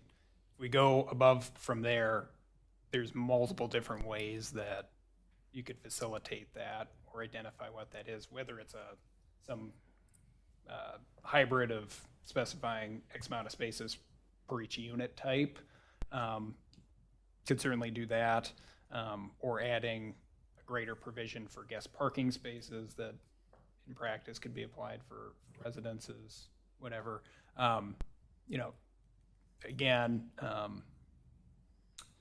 a 1 per bedroom requirement, requiring 1 per unit enclosed, plus a kicker for guest parking spaces. We feel very comfortably that that'll operate efficiently and not cause a problem. There's certainly ways you can do a belt and suspenders approach to ensuring that long term, but that all is to say, you can make it whatever the commission and city council wants it to be and feels comfortable. I think the 1 unit per 1 unit is probably going to be a little bit light on space, and that might work for a single conditional use and let the developer have market forces drive that decision, with people saying, I would like to rent there, but the parking's not adequate, so I'm going to pass and go to a different place. But, we're trying to set the standard for everything that's going to follow. So, and the community input that we heard from one of the previous sessions on this is that, don't get this wrong and make too few. So if we were going to do something with a one unit, and this is no disrespect to Mr. Gregory, I thought about this long before I even knew you were going to attend tonight, but if we're going to go with 1 unit per 1 bedroom, then I would put forth a suggestion that we should understand then what are the proposed number of spaces and what will be the number of disabled parking spaces in there by code, and remove those from the calculation, because you're going to double dip that space, and you would never be able to get someone who's not disabled parking in that spot. And so you have spaces that are rightfully dedicated and made available, but you're going to hoodwink the calculation if you're including those. Commissioner Vansky, chair members of the commission, just the way ADA accessible handicap spaces are identified on a development site, irregardless of how many are bookmarked for each, the ADA requirement is based on how many spaces are on a site. So however many spaces the city requires for a site, it's going to be a proportion of, X proportion is going to be handicap spaces. So we can move that mark up as high as we want. That's not going to change the requirement or deduct those spaces from the city's requirement. If that makes any sense. If we say it's 50, whatever that is, are going to be handicap spaces or X proportion. I don't have it up. The caveat is a proportionately large amount is going to be at the entrance. So if you went with 1.5, you get to 218. We talked about 1.5 a long time ago. Yeah, we did. And if you apply somewhat the slightly abbreviated Chanhassen to it, trying to be a little bit more allowable, that gets back to the shared parking, because then you're 41. You have 177 enclosed, so your deficit is 41. So isn't it the allowable shared parking percentage that makes up the difference? And what we're going to allow as shared parking? How many shared parking spaces are available? In total, immediately adjacent to the building through this. I did the math. It's 275. 21 on Steiger and the. Yeah, so 275. yeah, there's Rather than 30. take our standards down to 1 to 1, it's really, the other part of it is the shared parking percentage and how much shared parking can you use, right? And isn't that one more, I don't want to say discretionary, or is it in the code, but how much shared parking they can use is a factor, right? Commissioner Schwarting, chair members of the commission, you cannot use shared parking per the code currently for residential use. I thought I saw something that. Yeah, I've bookmarked it. There's some vacillation there of, previously we had identified a percentage of 15%, but really the proportion of utilization and why this is so challenging, we can't determine that until we identify how many parking spaces the city thinks the site needs to serve the building. So there are 32 available shared parking spaces right next to the building and 177 parking spaces under the building. So in totality, there's 220 spaces right by the building, and then 25 additional further along on Steiger Lake Lane over here. So our standard could be the 1.5, and then we're allowing shared parking for the difference, aren't we? Yeah, you'd be saying if you did 1.5 per unit. Dwelling. Per unit. I don't care if it's 1 bedroom, 2 bedroom, 10 bedroom. that'd be 218 spaces. More than likely, they're going to be 1 and 2 bedrooms, right? Mm-hmm. Yeah, 220 spaces is how that comes out with 1.5. And, looking at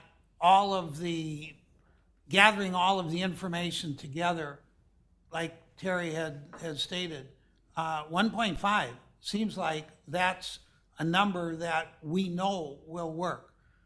We know it won't be in excess, but we also know that we're not going to be, backing into a corner on it at the same time.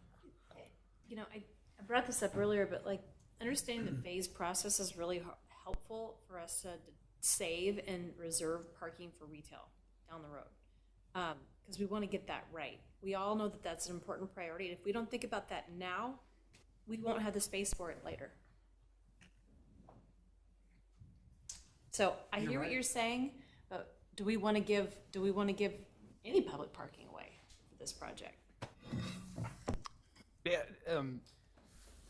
Chair, members of the commission, I think what's kind of challenging here, we have the rough orientation, but each site is going to be perceived uniquely. What I would say, though, is for this phase 1 project, the shared parking that's located next to the building, part of the reason why there's not as great of a concern from a staff level on utilization of some of these spaces is that there isn't any adjacent commercial development anticipated right here, right? Again, it would be shared, so it could still be jointly used. It wouldn't be dedicated specifically to the building. You got the pond across the street, right? So it's not like they're going to go there. Yeah. Floating parking lot. You joke, but we have discussed it.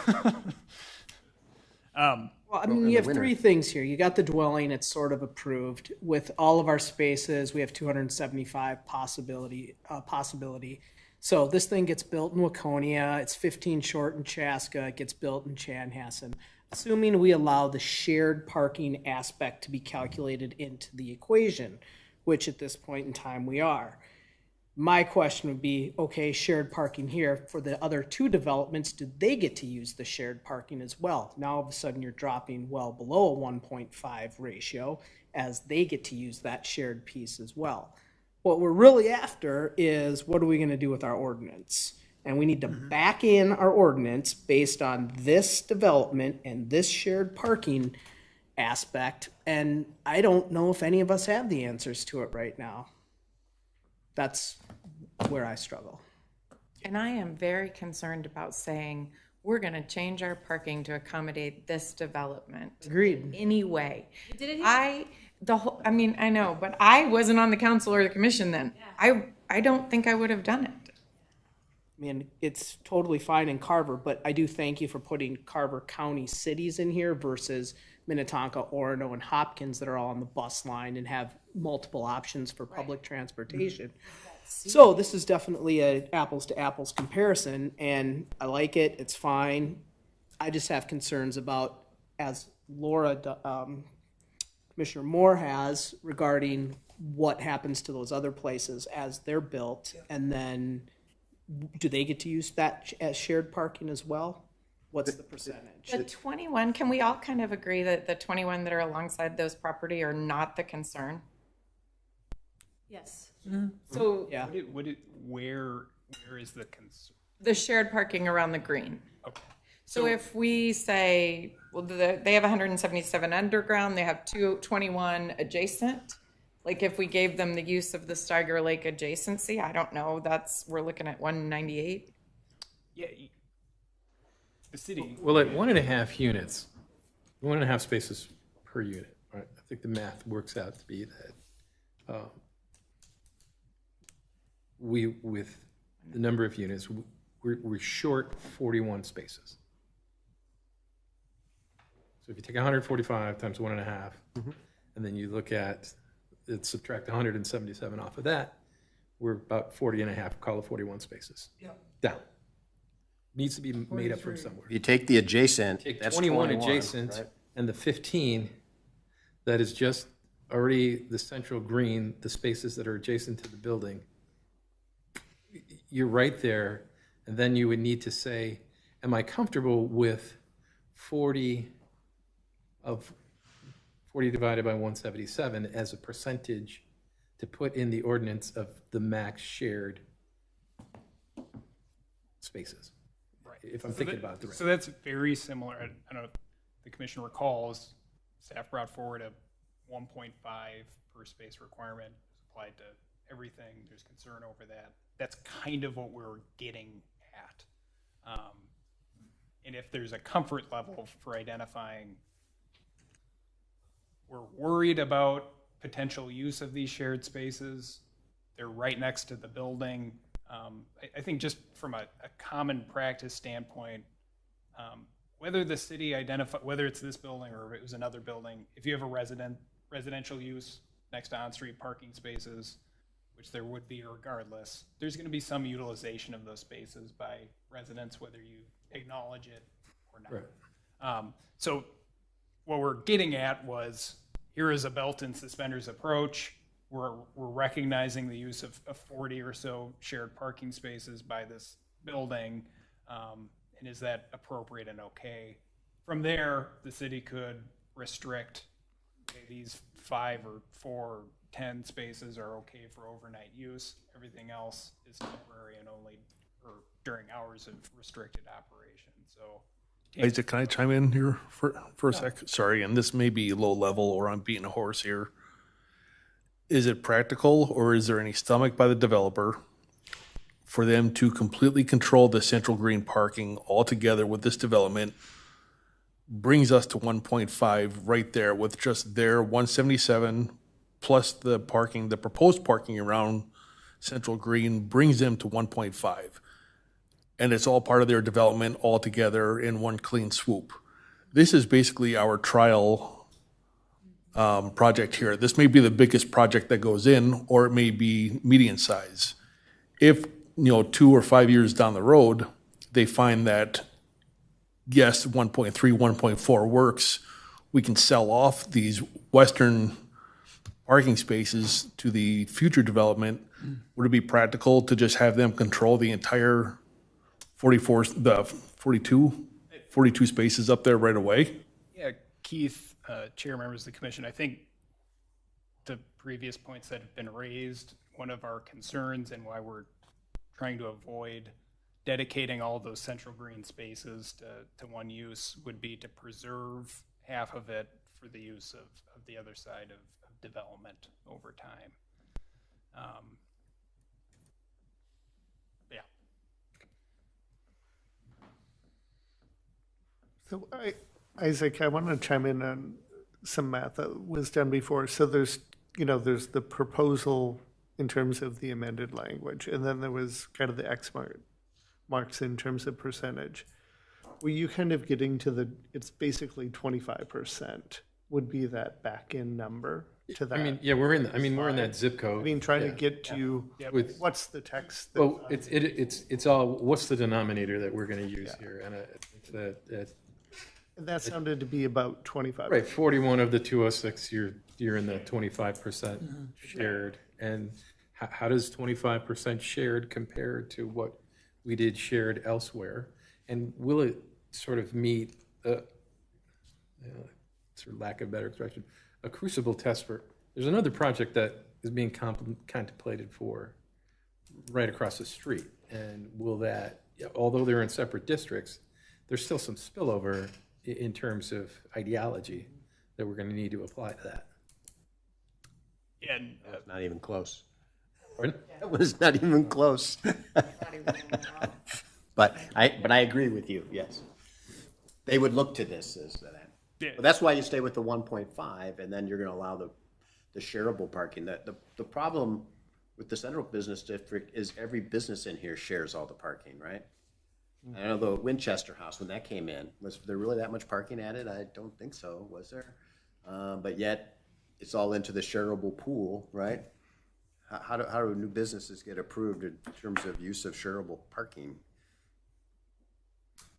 Yeah, again, Chair, members of the commission, Commissioner Schwarting, the city tracks available parking based on previous approvals.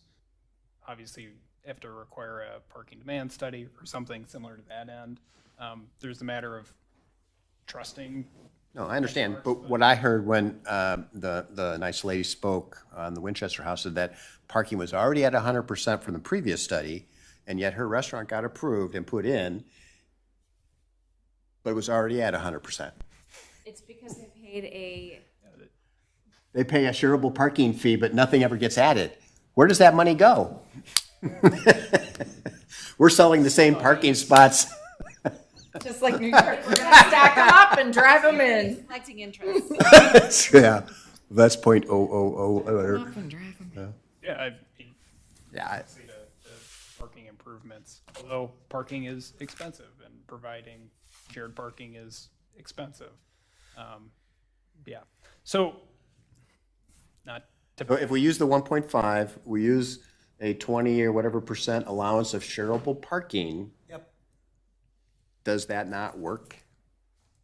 Let's again, I want to. Verify the numbers. Yep. You know Yep. what exercise I think would be really helpful is to use that same math with the feasibility study and how many remaining stalls we have left for retail. Right. And will those buildings, like in our plan, would they actually adhere to the 1,000 square foot of retail, the parking parameters there? I'm assuming that these proposed buildings and square footage and parking ideas were in conjunction with our parking And the numbers. parking figures Based- with the deviation of residential land uses, which was, Kind of the Versus wild card. commercial. and these metrics change over time based on use, right? I've noted it before, and I'll note it again here, but if you look at the urban form of development through the last 20 years, it's changed. 30 years, it's changed from strip mall development to pivoting away, and things are different. And space is a commodity, and parking utilizes space, and it's trying to find the right fit for that. But we feel very confident in the feasibility study that was done and believe it to be effective. But we can certainly verify that. Again, the feasibility study for residential uses, though, utilized basically the ITE count, which is about 1.3 spaces per dwelling unit. The next time we meet or the next time we discuss this, can you run those calculations just to really truly understand what we have left remaining for retail using the same calculations? Yeah. Feasibility study, because that might dictate what we want to do here. Okay. But I think to get an ordinance that's going to fit this project here, Terry's suggestion of 1.5 spaces per unit, and then with using this, with this math, we would need to have that percentage of shared spaces be equal to 25%. And then you would get the 41 overflow spaces beyond the 177 that's in the building. And it just happens to work out that you're going to cover the 145 units of enclosed that you would probably want that requirement as well. The one space per. One space per unit enclosed. So, and they want this, the idea is to get this for all of downtown West. So I just want to understand this. So if on the opposite side of the common green, this is wildly successful, and then KA says, yeah, we'd like to develop over here too. And you know what? We have the same problem. We can only fit this many underground and we want this many units. Then do we give them, then do they adhere to that same, they get 25% of shared parking and they could take it from what was already built, or they would need to build more? yes, They would need to build more. Yeah, so no double. Commissioner. No double Murray, dipping. Chair, members of the commission, yeah, it would have to be reviewed on a individual basis. Like, we're gonna deal with And- Dairy Queen, they got some extras. And would they do a PUD there because it's not shoreland?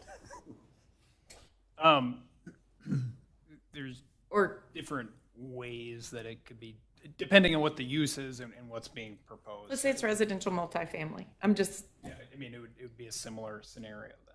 and is that considered shoreland building 4 area or? The whole property is. Okay, so then it'd be 50, so they're gonna all wanna adhere to the standards. Yeah, and kind of the exercise and the madness of what we're doing is to try to right-size what that standard is specific to the development. So if it's 1.5 and 20 up to 20% shared or whatever the number is, back to the same question, does it have to be new build parking? Or could they say, oh, but this is not, there's some available in the common green, kind of like Winchester and Rye, we'll pay a shared parking permit and we'll get some of these parking places. Because I think that's what we're trying to avoid, right? Yes, So- yes. Again, And that's what scares me. if there was the allotment for utilizing shared parking up to 25%, let's say, that could be requested. Of course, it'd be on the onus of the city, the planning commission, and the city council to consider that and whether it's appropriate based on the development condition on what's proposed. And now we have a kind of predecessor that we've done it with, so Yeah. I don't know. And Isaac, I just wanted to point out a note on rules of construction. I believe Attorney Voss made the suggestion that, that this applies east of Victoria Drive and north of Steiger Lake Lane. As soon as Steiger Lake Lane goes into effect, what lies north of that will change dramatically versus where we're seeing it today. So That's just be cautious about that. You would need to adhere to the reference to map and map only, not. yeah. Okay. So that's why we didn't try to, although we did try to describe it, we failed miserably And you- to describe it. Possible.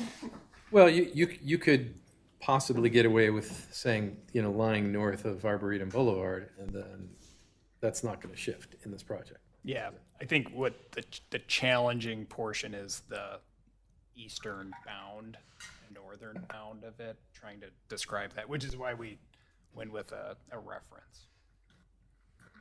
Yes, sir. Could I just ask one question? Yes. This notion about shared parking kind of bothers me. Okay.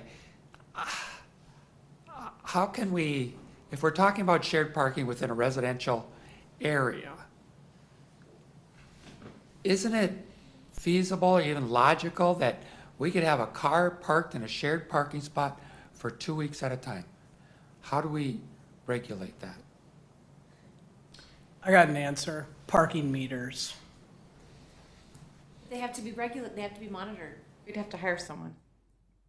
Yeah, You got Or people who go around. parking, overnight parking not permitted or something I like think that. so. But, Signs yeah, somebody would not have to come by and doing- ticket people. How could you say overnight isn't allowed if it's for residential use?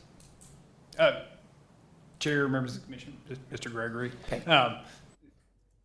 The city can regulate that, obviously, and usually the mechanism is to sign it if it's not permitted for overnight use. But historically, and not isolated to like the downtown, but throughout the city, the sheriff's department does regulate that. And if there's a complaint received, they would mark the tire, make sure that if it's moved in a day and see if the chalk has shifted. And then if it isn't removed, they would tow it. That's how the enforcement works. Mr. Gregory's point, there are a multitude of communities that do not allow overnight parking in the residential areas, like that, restricted from 2 a.m. to 6 a.m. So But if we're talking about declaring 1.5 per unit, These isn't are, that making the assumption that that car can stay there permanently without moving it?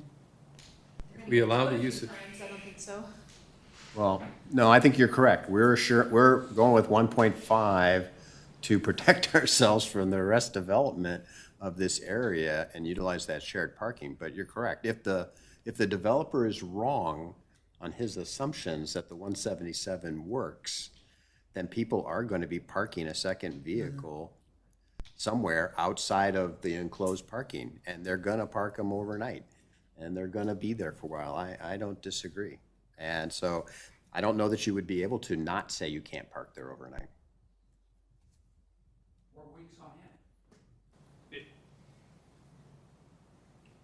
Chair, commissioners, you absolutely can say that it cannot park there overnight, and there's the ability to enforce that. What do those four out there say for parking? Isn't it like in front of Victoria Flats? Is that what is it? It has signs, but I know it works when we park there, but I don't think you can park after 2 a.m. there. yeah. So you would have to move your car every night. Like, that's my point is like, could we, and then how are we going to stagger Lake Lane? It's like, you're going to have to plow at some point. Does it like every odd day? Is it going to be like, you got to move somewhere? Well, and I mean, and we do that in every city in Minnesota when we have to. yeah, Minneapolis certainly has that challenge. They figure it out. Yeah, odd, even, I mean, whatever. you could do that, and then I think the building management's gonna come and say, hey, what can we do here? Because we're having a problem with residents and parking. We don't have enough parking. Then I think you're gonna have to say, well, then you're gonna have to do the parking lot over the green. The staff will park there because they can leave by, before 2 a.m. And that's so their staff will park there and guests will park there probably who are not overnight. But residents, once they get to the full garage, if they need more resident parking, they're going to have a problem. And then they're going to come to the city and say, we need some parking. That's overnight because they won't be able to lease units. In the 2-bedroom units, if it's young professionals, you're going to have 2 cars. If it's in the 3-bedroom units, it's feasibly families waiting for homes to build, families that are, moving, and there could be families there in 2 cars. So that a 2-bedroom could have a single parent with kids, right? Yeah. Only 1 car, some. And then those kids get cars. In terms of code, and in terms of some concrete verbiage on this whole thing, is there something that we have to put together tonight? There's something that we should. Chair, members of the commission, we are on a little bit of a shot clock here because we've approved a preliminary plat with direction to amend the code. So the city has to identify something, and if When do we have to determine what street signage is in terms of how long you can park there? That doesn't have to occur today, does it? It's a great question. So what I would recommend as a process step, what would be very helpful to facilitate that conversation is to drill down what the requirement is. And that could be applied in a parking management plan or shared use agreement could be brought forward with the final plat for the development. What staff's looking for tonight is direction on what comfort level with a calculation is. It sounds like we're kind of landing at a 1.5 parking space per unit.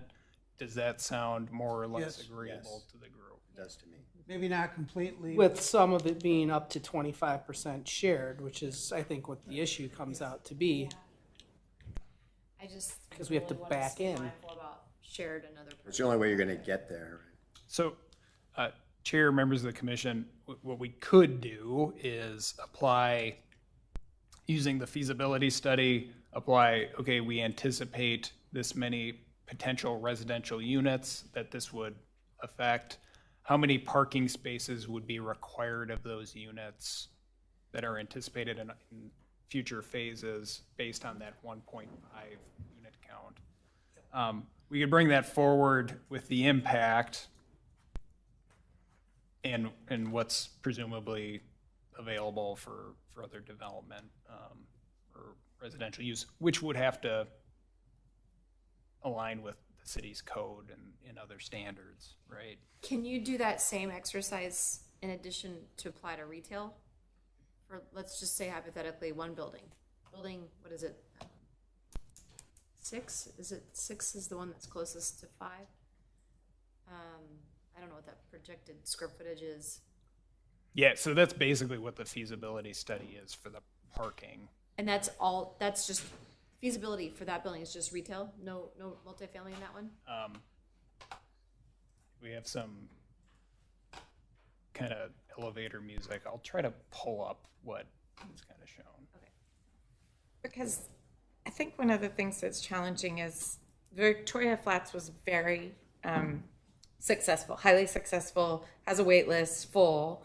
And so that's why Cross Anderson is interested in building here as well. And so they're going to build this building, and if it's highly successful and full, then they're going to want to build another building of housing. And I mean, it's really the demand that's going to stop it. And I think, and I apologize, I can't pull it up from this computer, but we can certainly kind of send that out or present that at the coming meeting. But yes, I think there's been an observation that the flats was built.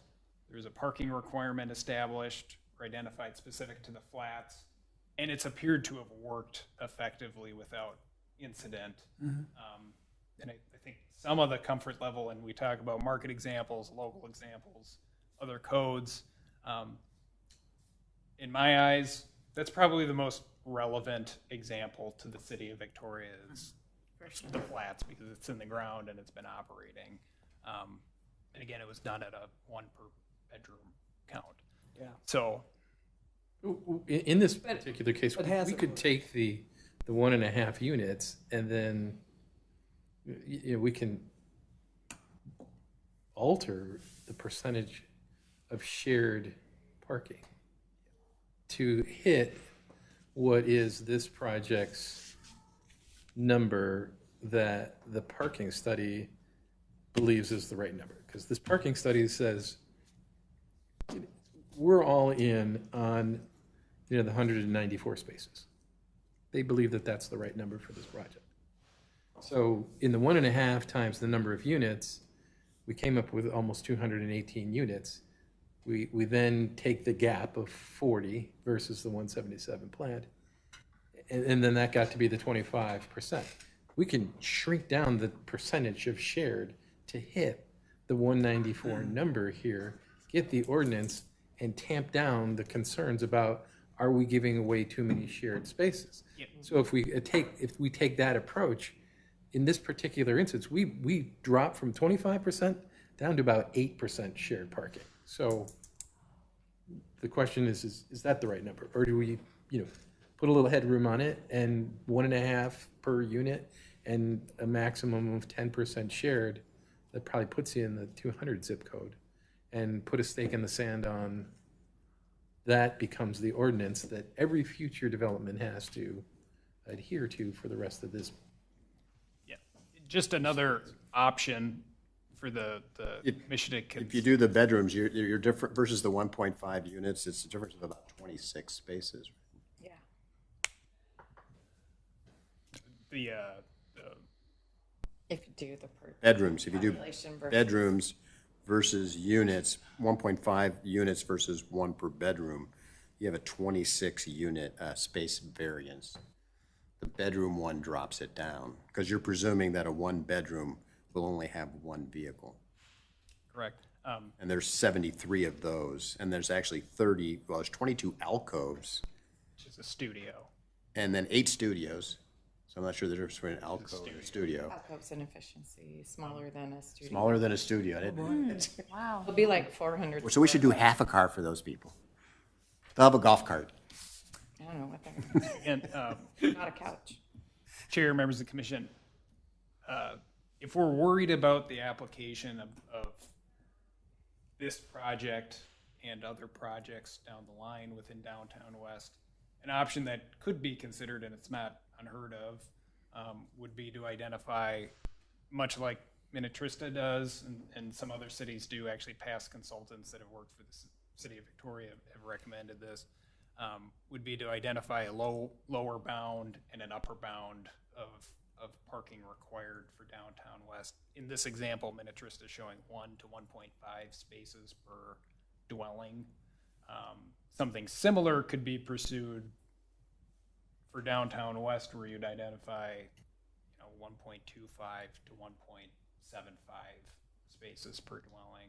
And then you provide, it would lend to some discretion, which isn't always perceived as well, because there's always the concern of you just go to the lower bound immediately, but it would provide a range rather than a firm. I'm not in favor of ranges. Dislike range. It'll be the bottom one all the time. Yeah, that's always the concern. Race to the bottom for sure. Yeah. 50% reduction in this. Well, and I think that's why Waconia and Chanhassen, who actively, and, you know, Chaska, who actively have a lot of multifamily, have delineated true numbers, I think. I think black and white is needed for developers too. What was that? Black and white, it's needed for developers so they can figure out their projects too. And staff. And if they have it up front, then they're like, okay, this is what we build. Does the project work or not? And if they don't, then we get into these kind of pickles where they've got the cart before the horse. So It's really hard for, personally me, it's really hard for me to make a call on this, even at 1.5, without having all the calculations figured out. Because I personally think it's very important we preserve this retail, because if we don't do it now, we won't be able to later. It will all be residential and it will all Yes. be apartment complexes, and we will have an apartment city. Yes.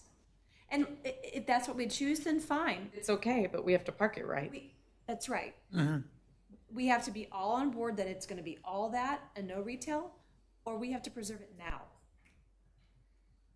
So it's really hard for me to make any decision without having the calculations that you're going to run. Well, this one project is only a sliver, right, of the development.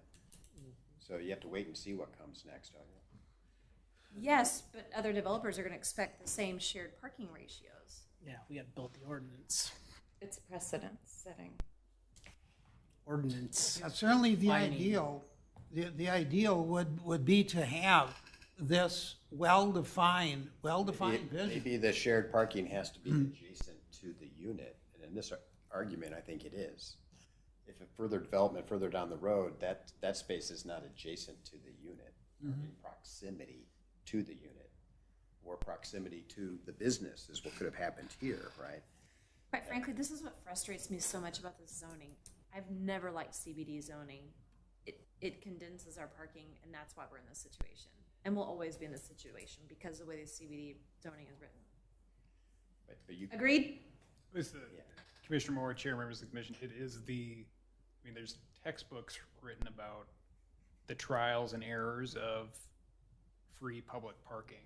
It's a well-known thing throughout the country where there are pitfalls and challenges to providing shared parking, and it's definitely a thing, but having a clear code, and I will always say this, having clear direction on what a requirement is and not leaving a ton up for interpretation is always better than gray area. So what we're trying to boil down here, and staff's request, is to identify what is the clear direction that we can take moving forward. Again, we have a pretty good idea on what's anticipated and what's expected, and we can certainly present that with the feasibility study and potential impacts.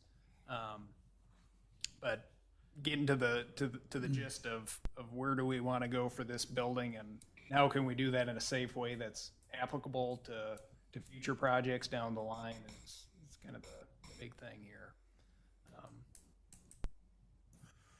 but can you not use proximity to the building? Shared parking that is in close proximity to the building? You'd have to put a feet. It has Yeah, to be determined. You have to, close proximity is our discretion. How about this, just to kind of workshop language here, Commissioner Shorting, Chair, members of the commission. Language could read that available shared parking can be utilized, available shared parking located immediately adjacent to the subject property could be utilized. Up to X%. No, I don't think you'd even need a percentage point at that point. You'd simply be noting the only shared parking that could be utilized by a building, if approved, is spots that are located right next to the property line of the building in question, rather than saying there's a pool Or a percentage. within X feet of the building, which I think makes sense. So in this case, how many is that? Yeah, so there are 21. You'd think I'd have this stuff memorized by now, but Be everything 21 minus. and 15, depending upon Yeah, how you're 21, going 50. so you're at 36. to divide up the green space, right? So if you're at, 177 plus 36 is 213 spaces that are located immediately adjacent to the building that could be used for shared use with what's underground. Again, that's kind of where we're getting to for that one per bedroom, one enclosed per unit, plus one guest space for every 10 units, which is 200 close. It's interesting that we have a code that says 2 per unit, which would be 290 spaces, yet we're dealing with this where they're coming forward with 177 spaces only. I mean, that's a huge deviation. And somewhere along the way, it's been 3 years of discussions. Like, was part of the discussion going, don't worry, we can share space in our public parking? I guess I missed a lot of that. So I'd love to know. None of this really matters if we're going to count spaces twice. The genesis of this, yes. And I'm not saying 2 is the right number, but I also know that when a market study is written, the person paying for that market study gets to have that discussion with the person writing that market study. And if they're a great client, it can say what, they do seem to sway a little bit because it's not science, it's art to a big degree. This isn't ideal. We need a thing that works for this, that's tolerable, and maybe something that could be addressed later, but we need to put something in place that does cover this situation. Yep. That's what I'm hearing. Yep. Well, to answer Commissioner Murray's question, it's that place, which is, 1.2 or something like that, and it's worked, yet every other business and complex around here complains about parking, but that works. So we've decided that we're going to allow something less than 2 for these other places, and we've approved it for less than 2 places. So now we have to back into some sort of a resolution. Some sort of ordinance. It almost seems like, I'm just wondering if, it's weird that we're going backwards. Is that even actually allowable? To say, city council's approving this, now figure out how it makes it, planning commission, how it can work. I feel like we're being instructed to do something less so than, in what our actual role is to vote on a project and to actually vote on and now it's kind of like, hey, but we need you to do this. Unfortunately, you weren't here, but we did. You do agree to it? Okay. We did agree to it. Yeah. Now, Maybe that's it. Sadly. Recommended. So this is why Laura and I are challenged. This is why you guys should attend all meetings. Question. Good point. The developer said that, here's what we know works. And for the rest of you, correct me if I'm wrong on this, but the developer said, here's what we know that will work. And if it doesn't work, the onus is on them as the developer. So here's the amount of parking that the developer says in order to be successful, here's what we need. And this is based on a project in what city that they're using as a reference? Multiple projects. Yeah, it's Kraus Anderson. Public transportation. all over. So I'm just trying to understand where we got there, and I'm sorry, I should have. But we approved it knowing that you could expand the green, knowing that the green could be your outlet. Yeah. So to a large extent, to a very large extent, the planning commission said, yeah, I'm not so sure that works. I'm not so sure that's what that should be. You as a developer may well know what you're doing, but we're actually responsible for making sure that we in fact know that it'll work at the same time. So that's where the discussion, I believe, is at right now. And so we went all the way through all the numbers, and the, like Terry had stated, it's 1.5, and 1.5 works. We believe that it works based on the information that we think that we have for this, but for the rest of the 5/6 of this whole 13.5 acres, we don't have any formula that we can utilize for that because we don't know what's going in there. And so, so the request was for us to say, yeah, I think you're wrong. I think it's, 1.5 will work. But it's only the multifamily downtown west zone. We're not saying No. resident retail. We're not saying senior housing. We're not saying anything but multifamily. So our risk lies in if we do 1.5 plus 20% shared, that we have multiple multifamily build on downtown west zone. So the developer says, so tell me guys, how is this gonna work? And the planning commission says to the city council, here's the formula. 1.5 and then blank percent shared parking. That's our formula. And whatever formula we come up with, the developers said then they will adhere to it. Is that correct? Correct. Future So development. if we, not future development, this development? It would Yes. presumably be this development and future development within So if downtown. we Because say, this development, because the code's, if we say our rules are going to 1.7, they're accommodate gonna this knock out development. 30 units? I'm not So confused, do no. we have the authority to change the density for the proposed projects in the feasibility study? For future development? No. Absolutely. Commissioner Moore, Chair, members of Yeah. the commission, that all needs to be reevaluated. And again, we have a rough guideline for what it could be, but that would need to be pared down, and future engagement and identification of what that could be, request for proposal, what have you. If there's a different direction, great. If not, great. That could be considered. The city could also identify and say, hey, we only want to see this many more units. We think this building is serving enough. We want to pare it down on the next phase. That'd be totally acceptable if that's the direction the city would want to go. Again, the benefit to considering an area like this when it is controlled by the city is that the planning commission and city council has the ability to provide direction on what that looks and feels like with the engagement of the community at large.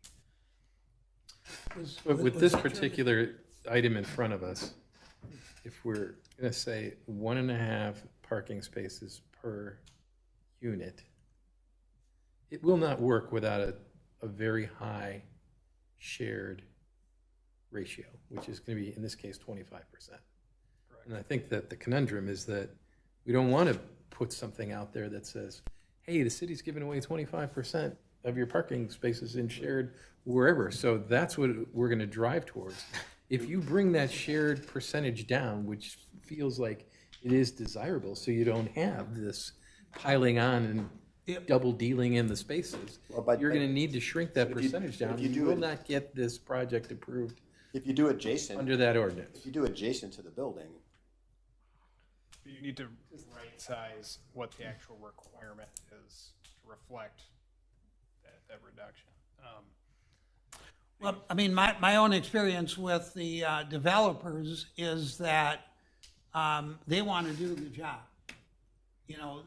They're all ready to go, and they're pretty flexible on. So tell me what you want within reason. Tell me what you want. Tell me how you want this whole thing put together, and we're here to make things happen. And the developer, I'm sure, is saying that also. I'd like to ask Julie a quick question. As a developer of multifamily, would a developer say, or have an interest in, I wish the plan was up, but like this proposed project is here. Would a developer have an interest in developing on the other far left side more so than adjacent to, and spreading it out a little bit? Would there be incentive for a developer to do that? No, not necessarily. Like, it depends on what you're developing, but for multifamily, if the buildings are close together, you can utilize the same leasing space and have one leasing agent for the whole 2 complexes. You can have one janitor, you can have one gardener. There's synergies in being closer rather than further apart. So I would say you would want closer land rather than spread out? But what if they're two different developers?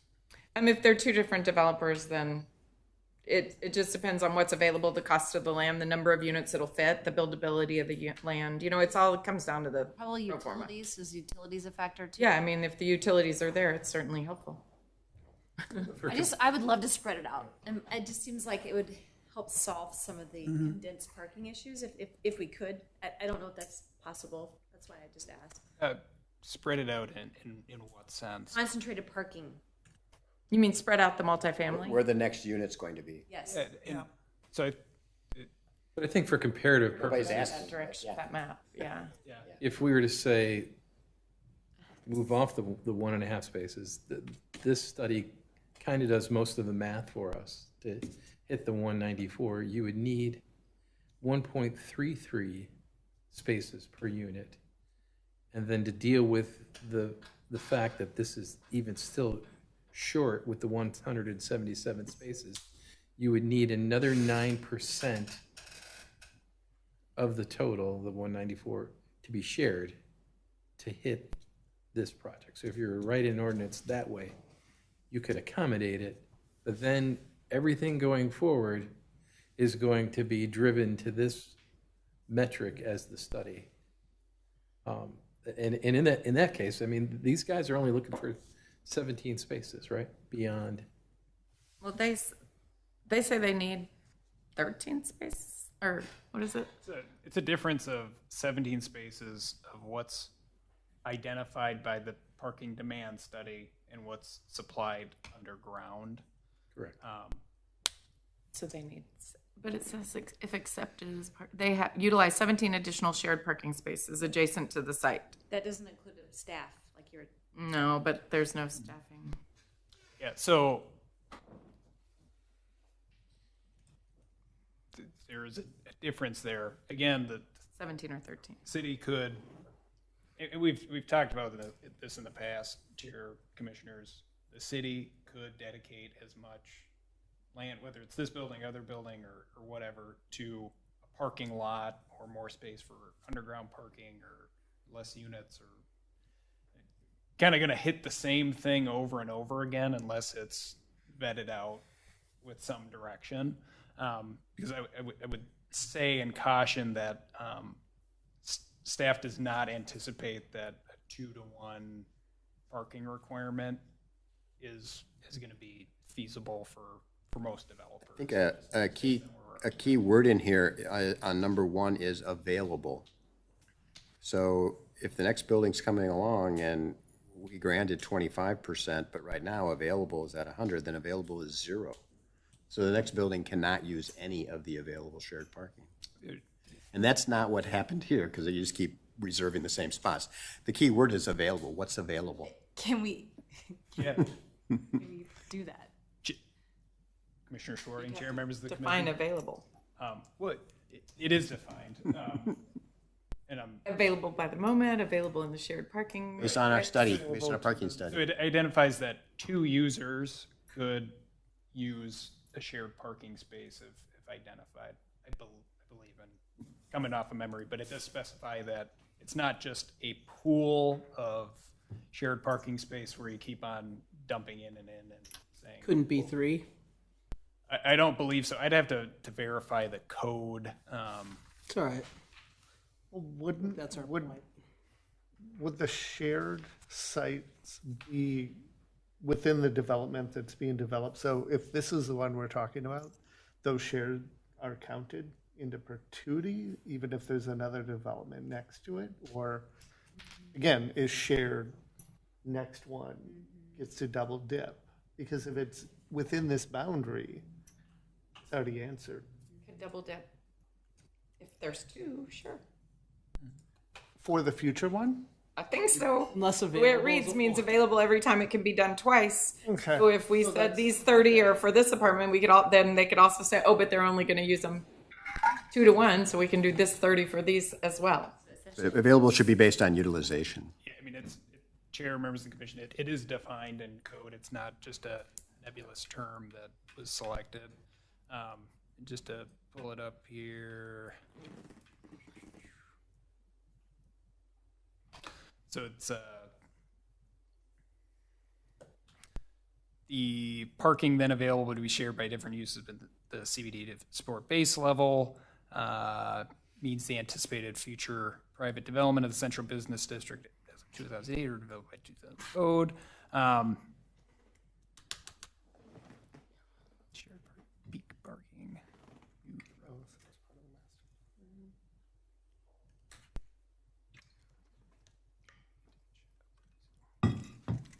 Standards may be revised. Well, it says the applicant should provide an analysis of the shared parking pursuant to the standards, right? Right, It also says 500 feet from the principal entrance. correct. Is the, So I think those are- does the Steiger Lake Lane parking they're all within range? That portion is correct. So that portion is, and it's, the others are as well on the The green. east side of the green, but the west side would be as well? I don't know. Yeah, I mean, all of this. Oh, because if you can, All of this is. and their front door right now is anticipated to be at the north, kind of west corner? Is that where it's anticipated? Yeah, it'd be right here. So, I mean, more or less, 500 feet is All of it. encompasses much of this, and it would encompass potentially these buildings over here. Overall, again,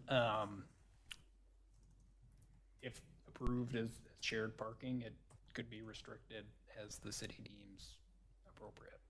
I think that covers us.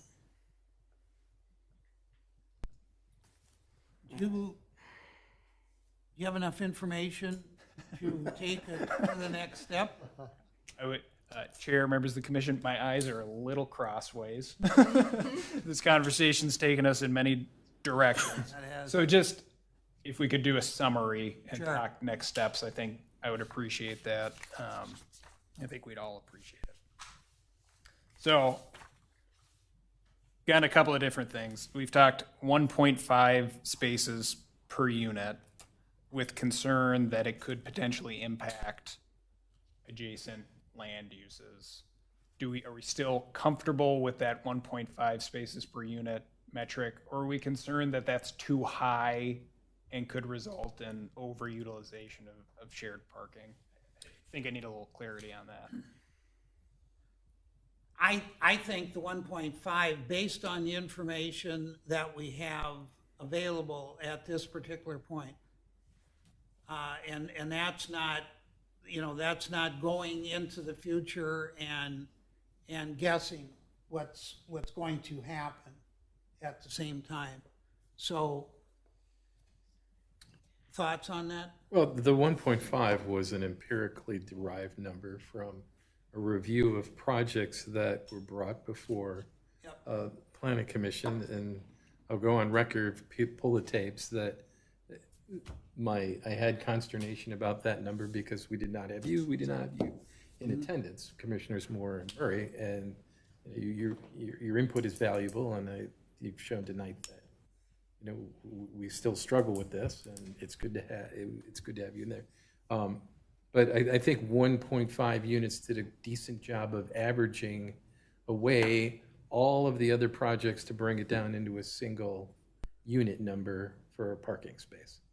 Now I think where we're going to struggle is how much are we going to, quote, give away in terms of shared percentages in city spaces to get projects to work. And if this one needs 25% using that formula, which feels high to me, bringing it down then cuts the amount of contribution from the shared space, which would probably be fine for future projects. It's just not going to work for this one. It is available because 100% of it, they're the only ones who are going to be using it. That's right. Or a So certain amount right of now, time. For a certain amount of right time. now, 100% is available. We're only restricting 25, right? And it's based on the available and the close proximity to the space.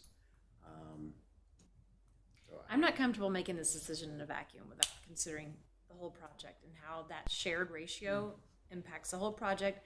And I really want to preserve the retail building, that one retail building. I do. And I'd like to keep ratios that allows for a sit-down restaurant or two. And Well, but we have to get, but I think we have to get this done for this residential building. We have, right, I mean, We can, I think we can. need to, yeah. And I think it could be done in a way that takes it all into consideration. Isaac would have to stay, but I think he was anticipating that we come up with a conclusion today. Today? Yes. Chair, members of the commission, Wasn't that the shock? I wanted this to be a discussion item. Okay. We do- My wrong. You don't have to make a vote. Nothing formal is being proposed. We simply need to vet this out and talk about it. I mean, what we're trying to get to is to what do we define multifamily as in terms of its parking space requirements? I think Commissioner Moore brings up an excellent point about, all right, what is the overall blend of multifamily versus multifamily mixed retail, and how does that fit in an overall vision? But we're trying to craft an ordinance that defines for a strict multifamily project, what are going to be the ordinance that defines the parking requirements. I agree, it's a very noble pursuit to make sure that that space gets expanded into. It's kind of what you do when it's not CBD. Yeah. Commissioner Vansky, Commissioner Moore, Chair, members of the commission, I think if the desire was to be short of doing a brand new feasibility study, right? And I confirmed what was used in the last feasibility study that predates me a little bit was that ITE guidance, which is kind of the industry standard benchmark of about 1.31 spaces per unit, or roughly 1 per bedroom for the site as a whole to accommodate the future residential use. And staff and guests. Yeah, not that granular, of course, but yeah, that's the guidance that was utilized to get to that point and show the concept plan that was considered. If I have a concern, or staff has a concern, me, Planner Peterson, whatever, with deviating and part of the underlying concern with shooting too high on a residential parking standard is that, you know, the equal and opposite reaction would be that more space is going to be used to dedicate towards surface parking for residential uses, and it kind of knocks that balance off kilter. That all is to say, with the concern of where people are going to be parking and the use of residents that would live in an apartment building, again, we're pretty comfortable that we're not going to be seeing a swarm of cars parked on the street 24/7. So when I look at, like, Minnetrista, I'm not really considering that one. I think that Chaska, Waconia, Chan, when I just look at those adjacencies to us, and I look at their numbers for multifamily, and it's at 275, 260, and 290 for this dwelling. And when we put the 30 plus the 21 and the 177, so like what's actually available, we're at 228. So we're under Chaska by 62, we're under Waconia by, 32, we're under Chanhassen by somewhere in that range without doing, and I'm like, okay, so why?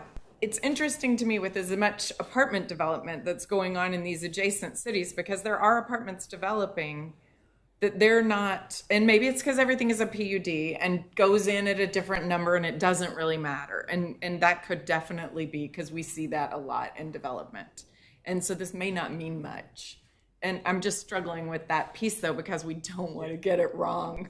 Yeah, no, Commissioner Murray, Chair, members of the commission, yes, I agree with you. And this city, and again, this predates me too, and all cities, when reviewing parking ordinances, struggle to fit what the direction should be. And kind of related to that, things stay the same for a long time once they're adopted, because it's comfortable and it's something. Right. But Chaska actually has mass transit. Well, Chanhassen has mass transit. Waconia does not. Yeah. So, I would say because the transit point's been brought up quite a bit, we're not gonna. having worked in citing transit locations, I think if the They city, still drive there. yeah, if the city, irregardless of transit, I think it's safe to say that the majority of people will drive cars. And Anyway. Right. And then the other side of that is if the city is to, because there isn't readily available transit, there's a desire to attract transit services locally. The number one citing is population and population nodes to support people that would actually do transit, and that simply isn't. Yeah. Chanhassen has the buses to take you downtown, but you can't go from like Lake Susan Apartments to Target, can you? It's not within the town transit, right? When I look at like the Lake Susan They Apartments. still drive to go downtown to park at the Yeah, no, Southwest but I'm just Transit saying, Station. you Yeah, look at you're some right. of their apartments, and I think every unit gets an underground parking spot. I'm looking at Lake Susan Apartments. It's kind of off of Market, and my mother-in-law lived there for a while. But they had 3 buildings, and they had a pretty big parking lot between the 3 with a lot of spaces, and there were a lot of people parking there all the time. Yeah, Powers Ridge is the same, and that's 3. To get people to move when it was time to plow the parking lot, because many people had more than one car that would fit in the garage. So another approach on this, this building that's beyond just proposed is, represents roughly 1/6 of the total, which is 16%. So in terms of parking, it's 1.5 plus 16% shared parking in terms of a formula. But if the formula is going to carry over to the full downtown west siding, which is what's been proposed by the attorney, instead of isolating to this outlot, that whatever we do here today is would be applicable to all other multifamily that would develop within downtown west. Am I right or wrong? Downtown west. Yeah. Correct. So I could be right. I think a way to address, there's some concern over the percentages application to future development. I think Commissioner Schwarting may have hit the nail on the head, where if the code guides towards only utilization of shared parking for spaces that are immediately adjacent to a building, and you remove specification to portion, or it's a concrete thing, you can count 1, 2, 3, there's these spaces next to the building. You're not allotting the potential to 25% or 15%. It would be dependent on the future site. And what it looks like, yeah. With that in mind, if that was the case or desired, you could right size, and we have a bound that we think we're pretty comfortable would work. This particular development, the amount of shared parking spaces that are immediately adjacent to the building, and note that only the spaces that are immediately adjacent to the building could be used as shared parking. So the 21 plus the 15? Correct. 36? It would be, correct. Can we shrink the 500 feet? Commissioner Moore, Chair, members of the commission, I think you'd be eliminating that 500 feet altogether, because you'd be specifying the only shared parking that's available for residential use is shared parking immediately next to the building, and it has to be approved via conditional use permit. And just and probably you guys know this, but not being at the last 2 meetings, so the actual common green, that's a part of the land being purchased by the developer? That is actually owned by the city? Or Commissioner, or Chair, members of the commission, it's proposed to be retained by the city. retained by the city? Who's paying to put in the parking? The city? To be determined based on how these conversations go, but I believe that it would be incorporated in conjunction with the city's Steiger Lake Lane. So they're gonna do the lane, their city will pay for the lane and the, bringing the utilities, and then the city also pays for the parking, and then allows them to have use of it? That is to say that the city could also, much like how some uses pay to utilize shared parking, recouping that cost through a fee.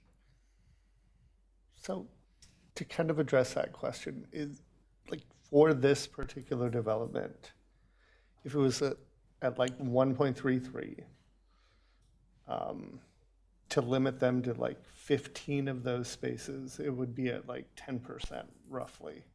I mean, if it's to that idea that we're trying to protect all of the parking on the street and maybe have simple no parking here overnight, you know, does that possibility create a situation where we're not giving a lot away or retaining much more privilege on how we administer that street parking overnight particularly? But it's changing the formula from like 1.5 to 1.33, and then it seems like the net is 15 point something, which is, you know, 9%. Well, and if they Do say a they need, 1.33 with a 10%. if the developer says 177 does it for them, which is that what they're kind of saying? 177 is, we feel strongly that that works, right? Or they're saying we need the 177 plus the 13. I think the developer in this case is saying we need at least 177 to serve the building, and then with recommendation that the actual demand is going to be 190, so plus 17. So, well, 177, yeah, so they need 17, and if we gave them those 17 on Steiger Lake Lane and said, okay, that number, the parking will be designated on Steiger Lake Lane, because conceivably, no one else is gonna wanna use that at this point, right? Can we agree that that would be the most logical place for not, I mean, if there's a green there, it's city-owned, we're programming it, we're having parties, or we put a pavilion in there, you know, and people, I don't know, like, then we give them what they say they need, and then we cite all the parking around the green, no parking from 2 a.m. to 6 a.m. I think that's the area to do it, because if you meter that other area that you just referenced, the employees and the people won't, it's too hard to manage. They'll be going back and forth, putting more money in or adding it to their, you know. They'll move their car to the different parking place. Well, it's just a pain. I mean, do employees want to do that every day? You know, that's a hassle. Or guests when they're there for, you know, on a regular. Well, and I think guests and our employees are, you know, so then you would actually, I mean, then you would say 1 point whatever, which is the 177, plus these spaces designated on Steiger Lake Lane are equal your amount, and there you go. I mean. Yeah, I mean, so the 1.3 is in essence. But one per bedroom. I feel much better about it being designated to the adjacent property directly there, not in the common green. Because if the common green does get, like if Lund's Byerly's goes, oh my gosh, that common green gives us that much more shared parking, which then makes our ratios work for having this on building 4 site, we're now interested where we have not been interested in the past. I would like to say we haven't given that away. Is that wrong? I agree.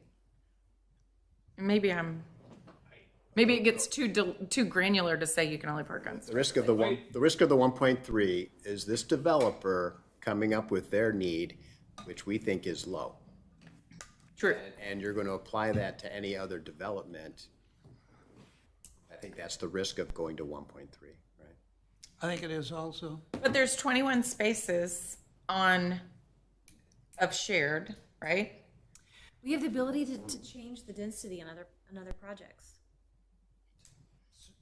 Well, I think we're being asked to develop an ordinance. I mean, in order to get the Yes, that's what we're being 1.33, we're actually given the formula right here. The parking study does it. We would take 80% of the 1 bedroom to equate to 1 unit. We would take 20% of the 1 bedrooms to be 2 units, and then we would take 40% of the 2 units to have one space, and then we would have 60% of the 2 units. The math is laid out in the table for us. We could draft that ordinance. It averages to 1.33, and in order to get to the number, then we need about a 10%, as Eric points out, of a shared. What does Waconia and Chanhassen not understand about the traffic study? Well, theirs is higher. I mean, they've pushed up that number. I mean, who did this? This traffic study was where? Victoria here? The parking study? Yeah. The parking demand study was supplied by Kimley Horn, who city staff recommended conduct the study because they Yeah, also because you feel conducted comfortable the with it. feasibility study for. But the study of, where did they study this? Where's the study? What's the study from? Where's the area, right? Does this get back to its Hopkins, its Minnetonka, right? No, so Is this a study done for Carver County? You've seen the study. I don't think it matters. yeah, it's included within your background Yeah. report. Much of it's largely driven by, I didn't read it. yeah. So I'm just asking, so if we're relying on this, was this done for Carver County? Yeah, Commissioner Schwarting, chair members of the commission, it was derived based on market conditions and based on what they anticipate for this market, Victoria, the city of Victoria, not so much an apartment in California or in Hopkins or. Pretty broad, though. Yeah. So if we give them the 21 spaces as shared parking on Steiger Lake and do not give them the access to the shared parking in the common green, doesn't that, I mean, then we have to come up with a ratio that works with 21 plus 177, correct? Correct. And that ratio would be, we're concerned like if it goes down to 1.3, that isn't adequate for other buildings, because just because Cross Anderson says it works for them, then Bader may say, wait, we need 1.5. We never work with 1.3. And then we lose a developer down the road for another building. Is that kind of? Yeah, so, and again, and I know it's not loved by this commission, but what we were trying to accomplish with the one per bedroom is closer aligned as a middle ground between The two. what's proposed and a 1.5 requirement. It hashes out to 206, which is plus 29 spaces. So it'd be a little higher than what's shown. So it'd have to utilize. Six of the Correct. CB or the common green spaces. Correct. Yes, the one per bedroom gets you the 1.3, right? So you might as well rely on the. Plus gas. You might as well rely on the traffic. If you believe in the study and you use the study as the basis, at least you have something to fall back on. As long as we use the study wisely. Because there's a lot of studies out there. As long as we believe in the study. It's the trial and challenge of what the commission does and what staff does. It's challenging because at the end of the day, It's going to fit here. We implement this. We're going to find out. We're going to find out if the study was right or not. And if it wasn't, we're going to be adopting for the next one, right? And although the next one could be approved before this one is totally in. I guess The again, next we're building, back to the the next conundrum. project could be occurring prior to this one ever getting. Could well be. I hope not. I wouldn't anticipate that, but You would? I would not. Would not. Okay, good. I mean, they said that no grocery store was willing to come here right now.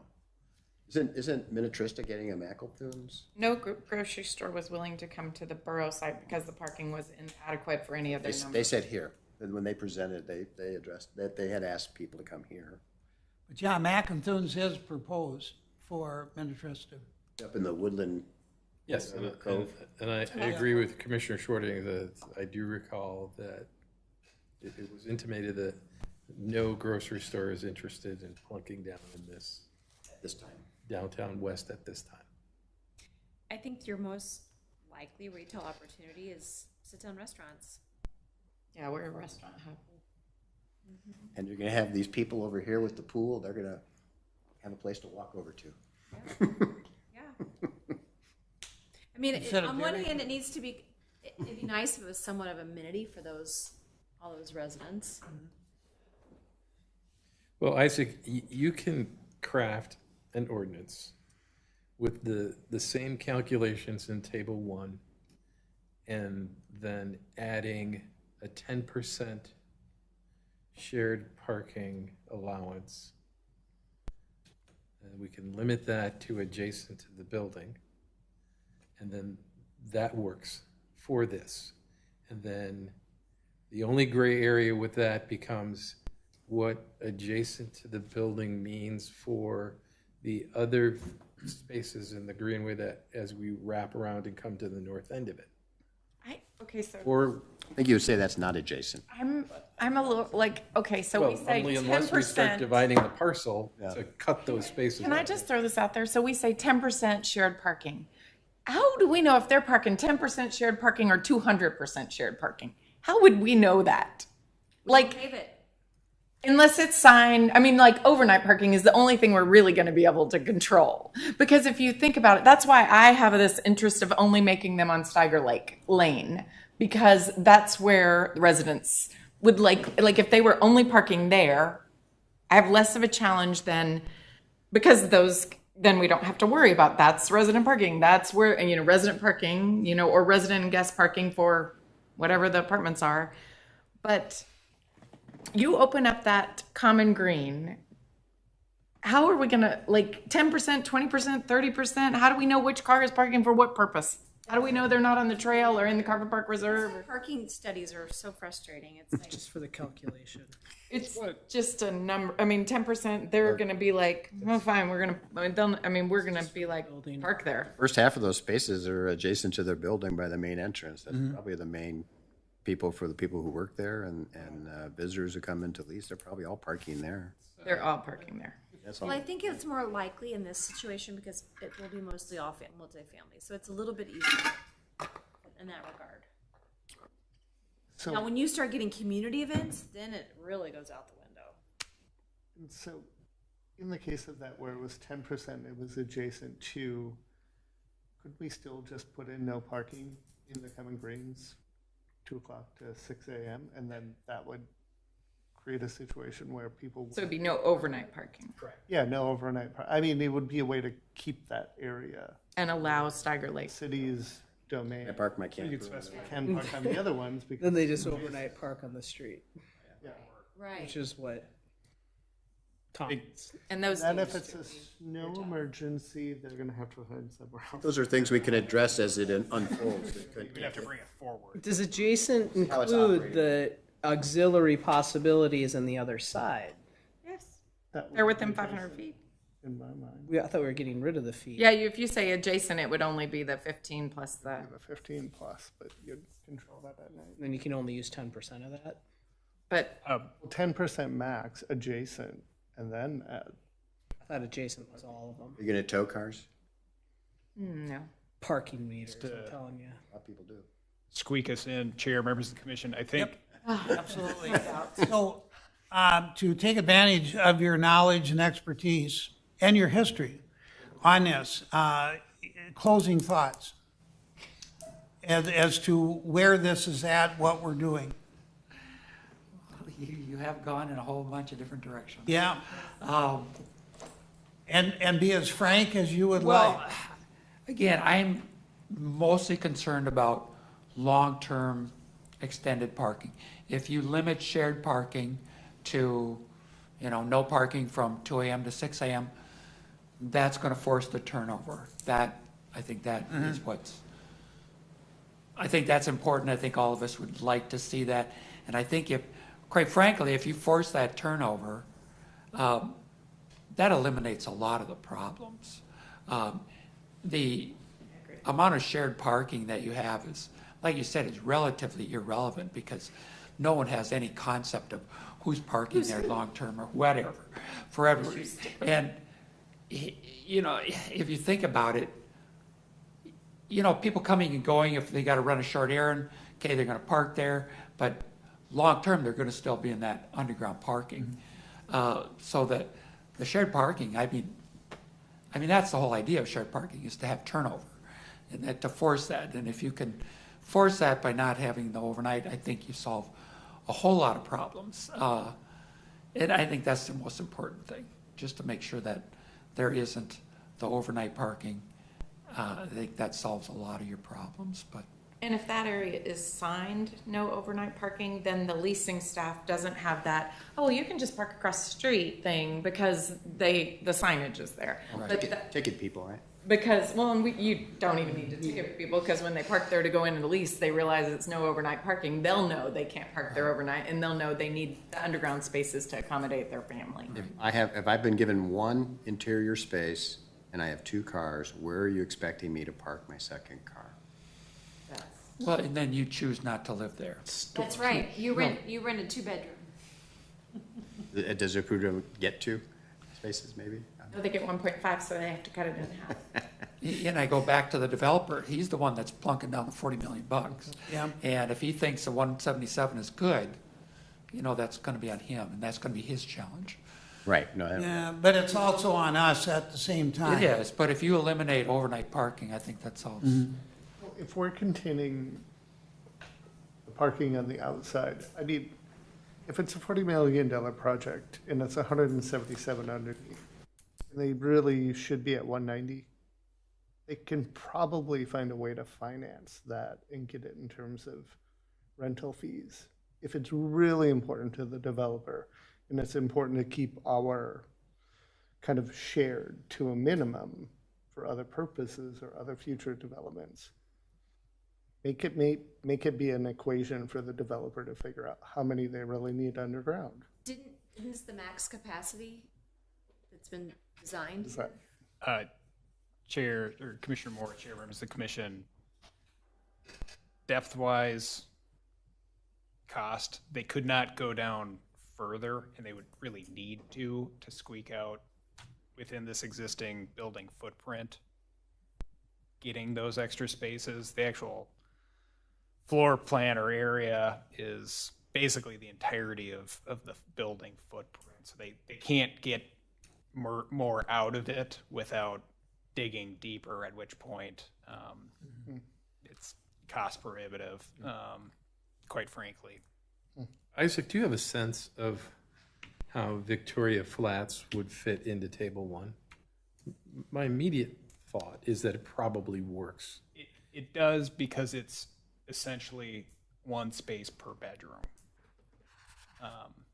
Is there any guest requirements, or it's just 6 guest parking spots were identified. total? Correct. For Which 81 units. Was it a number per units, or it was just 6? It wasn't specified. It was just 6. And their numbers came out 1.33, wasn't it? I believe it was about 1.32. It averages to 1.33, but Yeah. there isn't anything that says you can't adopt almost this table verbatim and use these formulas to determine the number of spaces, and then the overflow to get this project to have an ordinance that works. Is really, as Eric points out, it's the, turning the dial on the shared, and 10% is about the number. Yeah, Commissioner Vansky, Chair members of the commission, that's certainly a possibility. I think for the sake of clarity, part of the reason why we've been more orientated towards the per bedroom count is because it's a little cleaner to interpret in practice from a broad direction sense, right? You know how many bedrooms are going to be in a development. You know how to count that out based on the units provided. We could certainly take a stab at breaking that out. I think it might be desirable to at least take a stab and get, a reasoned numbers that we could put in front of us. The benefit of having it segregated is it aligns the space with the type of unit more directly, whereas just adopting an average number tends to steal from, some units at the sake of others. I took the alcove and the studios, which are 30 combined, as one car, which gets you to 30. A one-bedroom, I used 1.5, got you 109. A two-bedroom, I used 175. And a three-bedroom, I used 2, and that gets you to 214. I think just to presume that a one-bedroom only needs one car is a little bit foolish, in my opinion. But then the second part is if you're going to allow, if they only have 177 underground spaces, but you're going to allow this total number, and you're going to have to allow some overnight parking on the street. You can't get there otherwise. Now, if you want to restrict the village green or whatever, fine, but the other stuff you're going to have to allow, and then you're going to have to accommodate for snow days or snow routes, a way for them to move, right? You're right. Yeah, that was essentially the numbers that I came up with at the same time, so. But, 1.3 per bedroom or 1.5 per unit, you kind of get to the same spot, Yeah, I got 218. really, when you kind of do this, yeah. I got 218 at 1.5, and then 18% has to be shared in order to get to the right number. So it's, you do 1 point whatever per bedroom or 1.5 per unit, horse apiece. So to We summarize. can talk about it for another hour and a half, but same numbers are going to come out. Exactly. Excuse me, Chair, members of the commission, just to confirm, okay. So I think we have, just between when we anticipate final plat and now, ideally, would have liked to bring forward some draft language for consideration at the next meeting. Doesn't sound like we're there quite yet, right? We're close. We're counting on you. We're close. When do we get to discuss retail parking regulations? I'm just kidding. That was a bad joke. Trying to make me lose my Commissioner Yeah. Pedersen. Well, I do think if we do come to an agreement on, let's just say it's 1.5 for this particular project, I would love to have some kind of future meeting to discuss everything, the balance of the rest of the development. So just for the commission to confirm that we're moving in the right steps for the next meeting, because this will be brought forward again at our next meeting. What staff can do is we can present the findings of the feasibility study and the land uses that were identified and kind of the associated parking as a whole at the next meeting as kind of a background preface. And then what we could do is show two options and the potential impact to that option, or to the code and the feasibility study as a whole. So one could be a 1.33 or similar table based on the parking demand study. One could be a 1.5 metric to show what's the difference between those and how that would potentially impact shared parking on the immediate site. I think what staff would request from the developer for this piece is greater insight on where they would anticipate the parking need be for guest parking or temporary parking, just to provide a little bit more feedback. Parking them underground, yeah. Correct. And then we can go from there. Does that sound, do those two options kind of sound consistent with what we've been discussing? Works for me. Does that work? Yeah, but we have to create a solution. could you also add bedrooms just as kind of what that kind of looks like too? Because Just from I think 1.5 is the right number, and it's going to be hard to move me off of it. But I'll look at 1.3. But I'd also like to see what one per bedroom looks like. just the final point on that from me would be, we don't know what the next development configuration is. So if it's tied to the bedroom, if there's a density ratio in the next development, there's some parity for consideration. Yeah.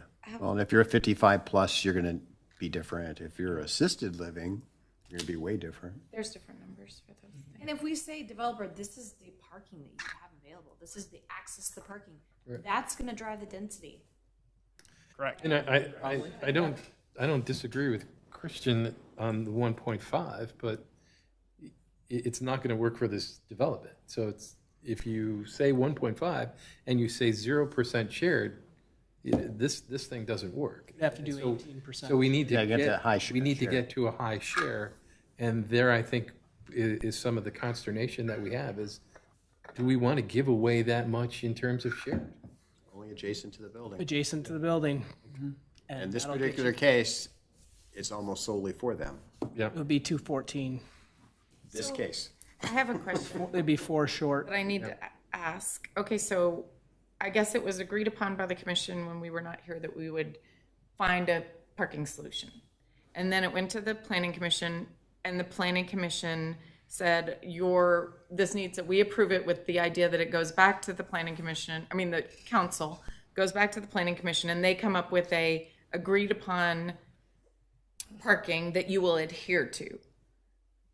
But if we can't get to agreement, because this has to be voted upon, what happens then? Chair, members of the commission, so the city council has directed staff and the planning commission To get there. find a solution.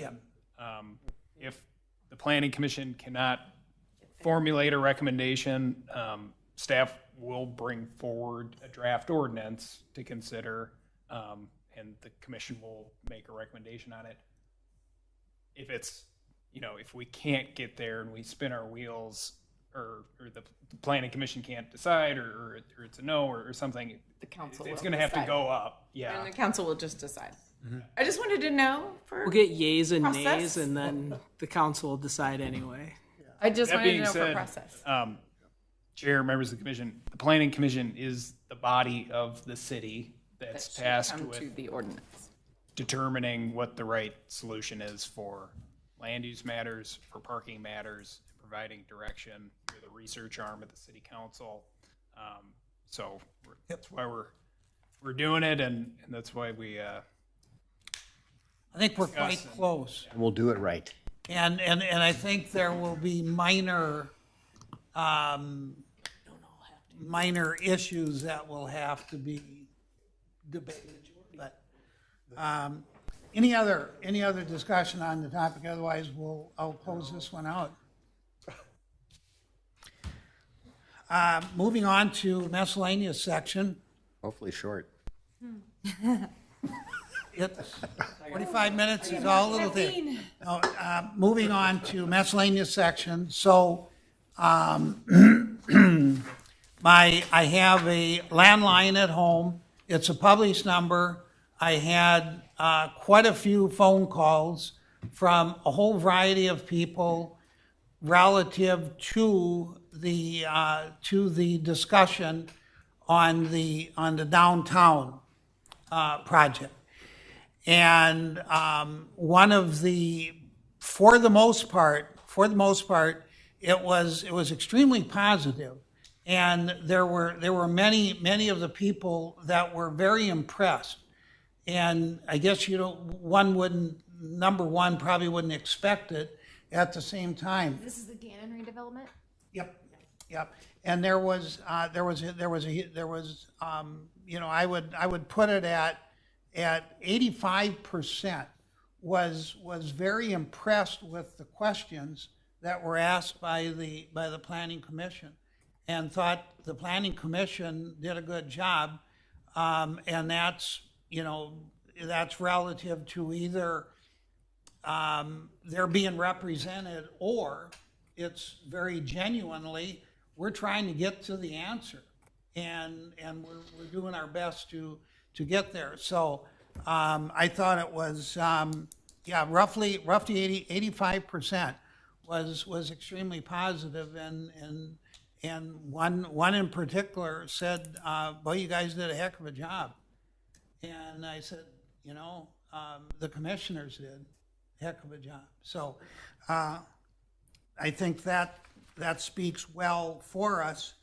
One other thing is that I was at the city council meeting for July 25th. It was a relatively short meeting. One of the good news a couple of good news is that there was temporary liquor license were approved. So that speaks well for us. For our meeting here? Volksfest?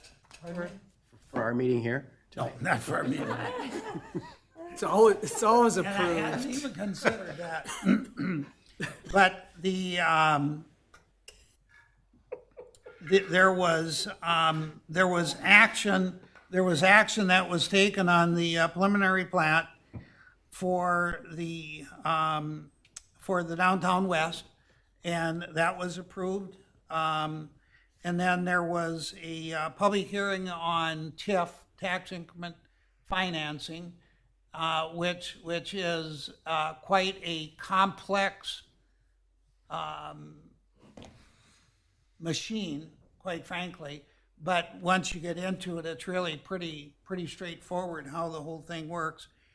And that was approved at the same time, relatively short meeting. So that's all that I have. Staff, Nothing from staff, Mr. Chair. commissioners. I will then call for, I move we adjourn our meeting. Second. is there a second? Those in favor? Aye. Aye. Opposed? We are adjourned. Thank you very much. Just so you know, Cross Anderson people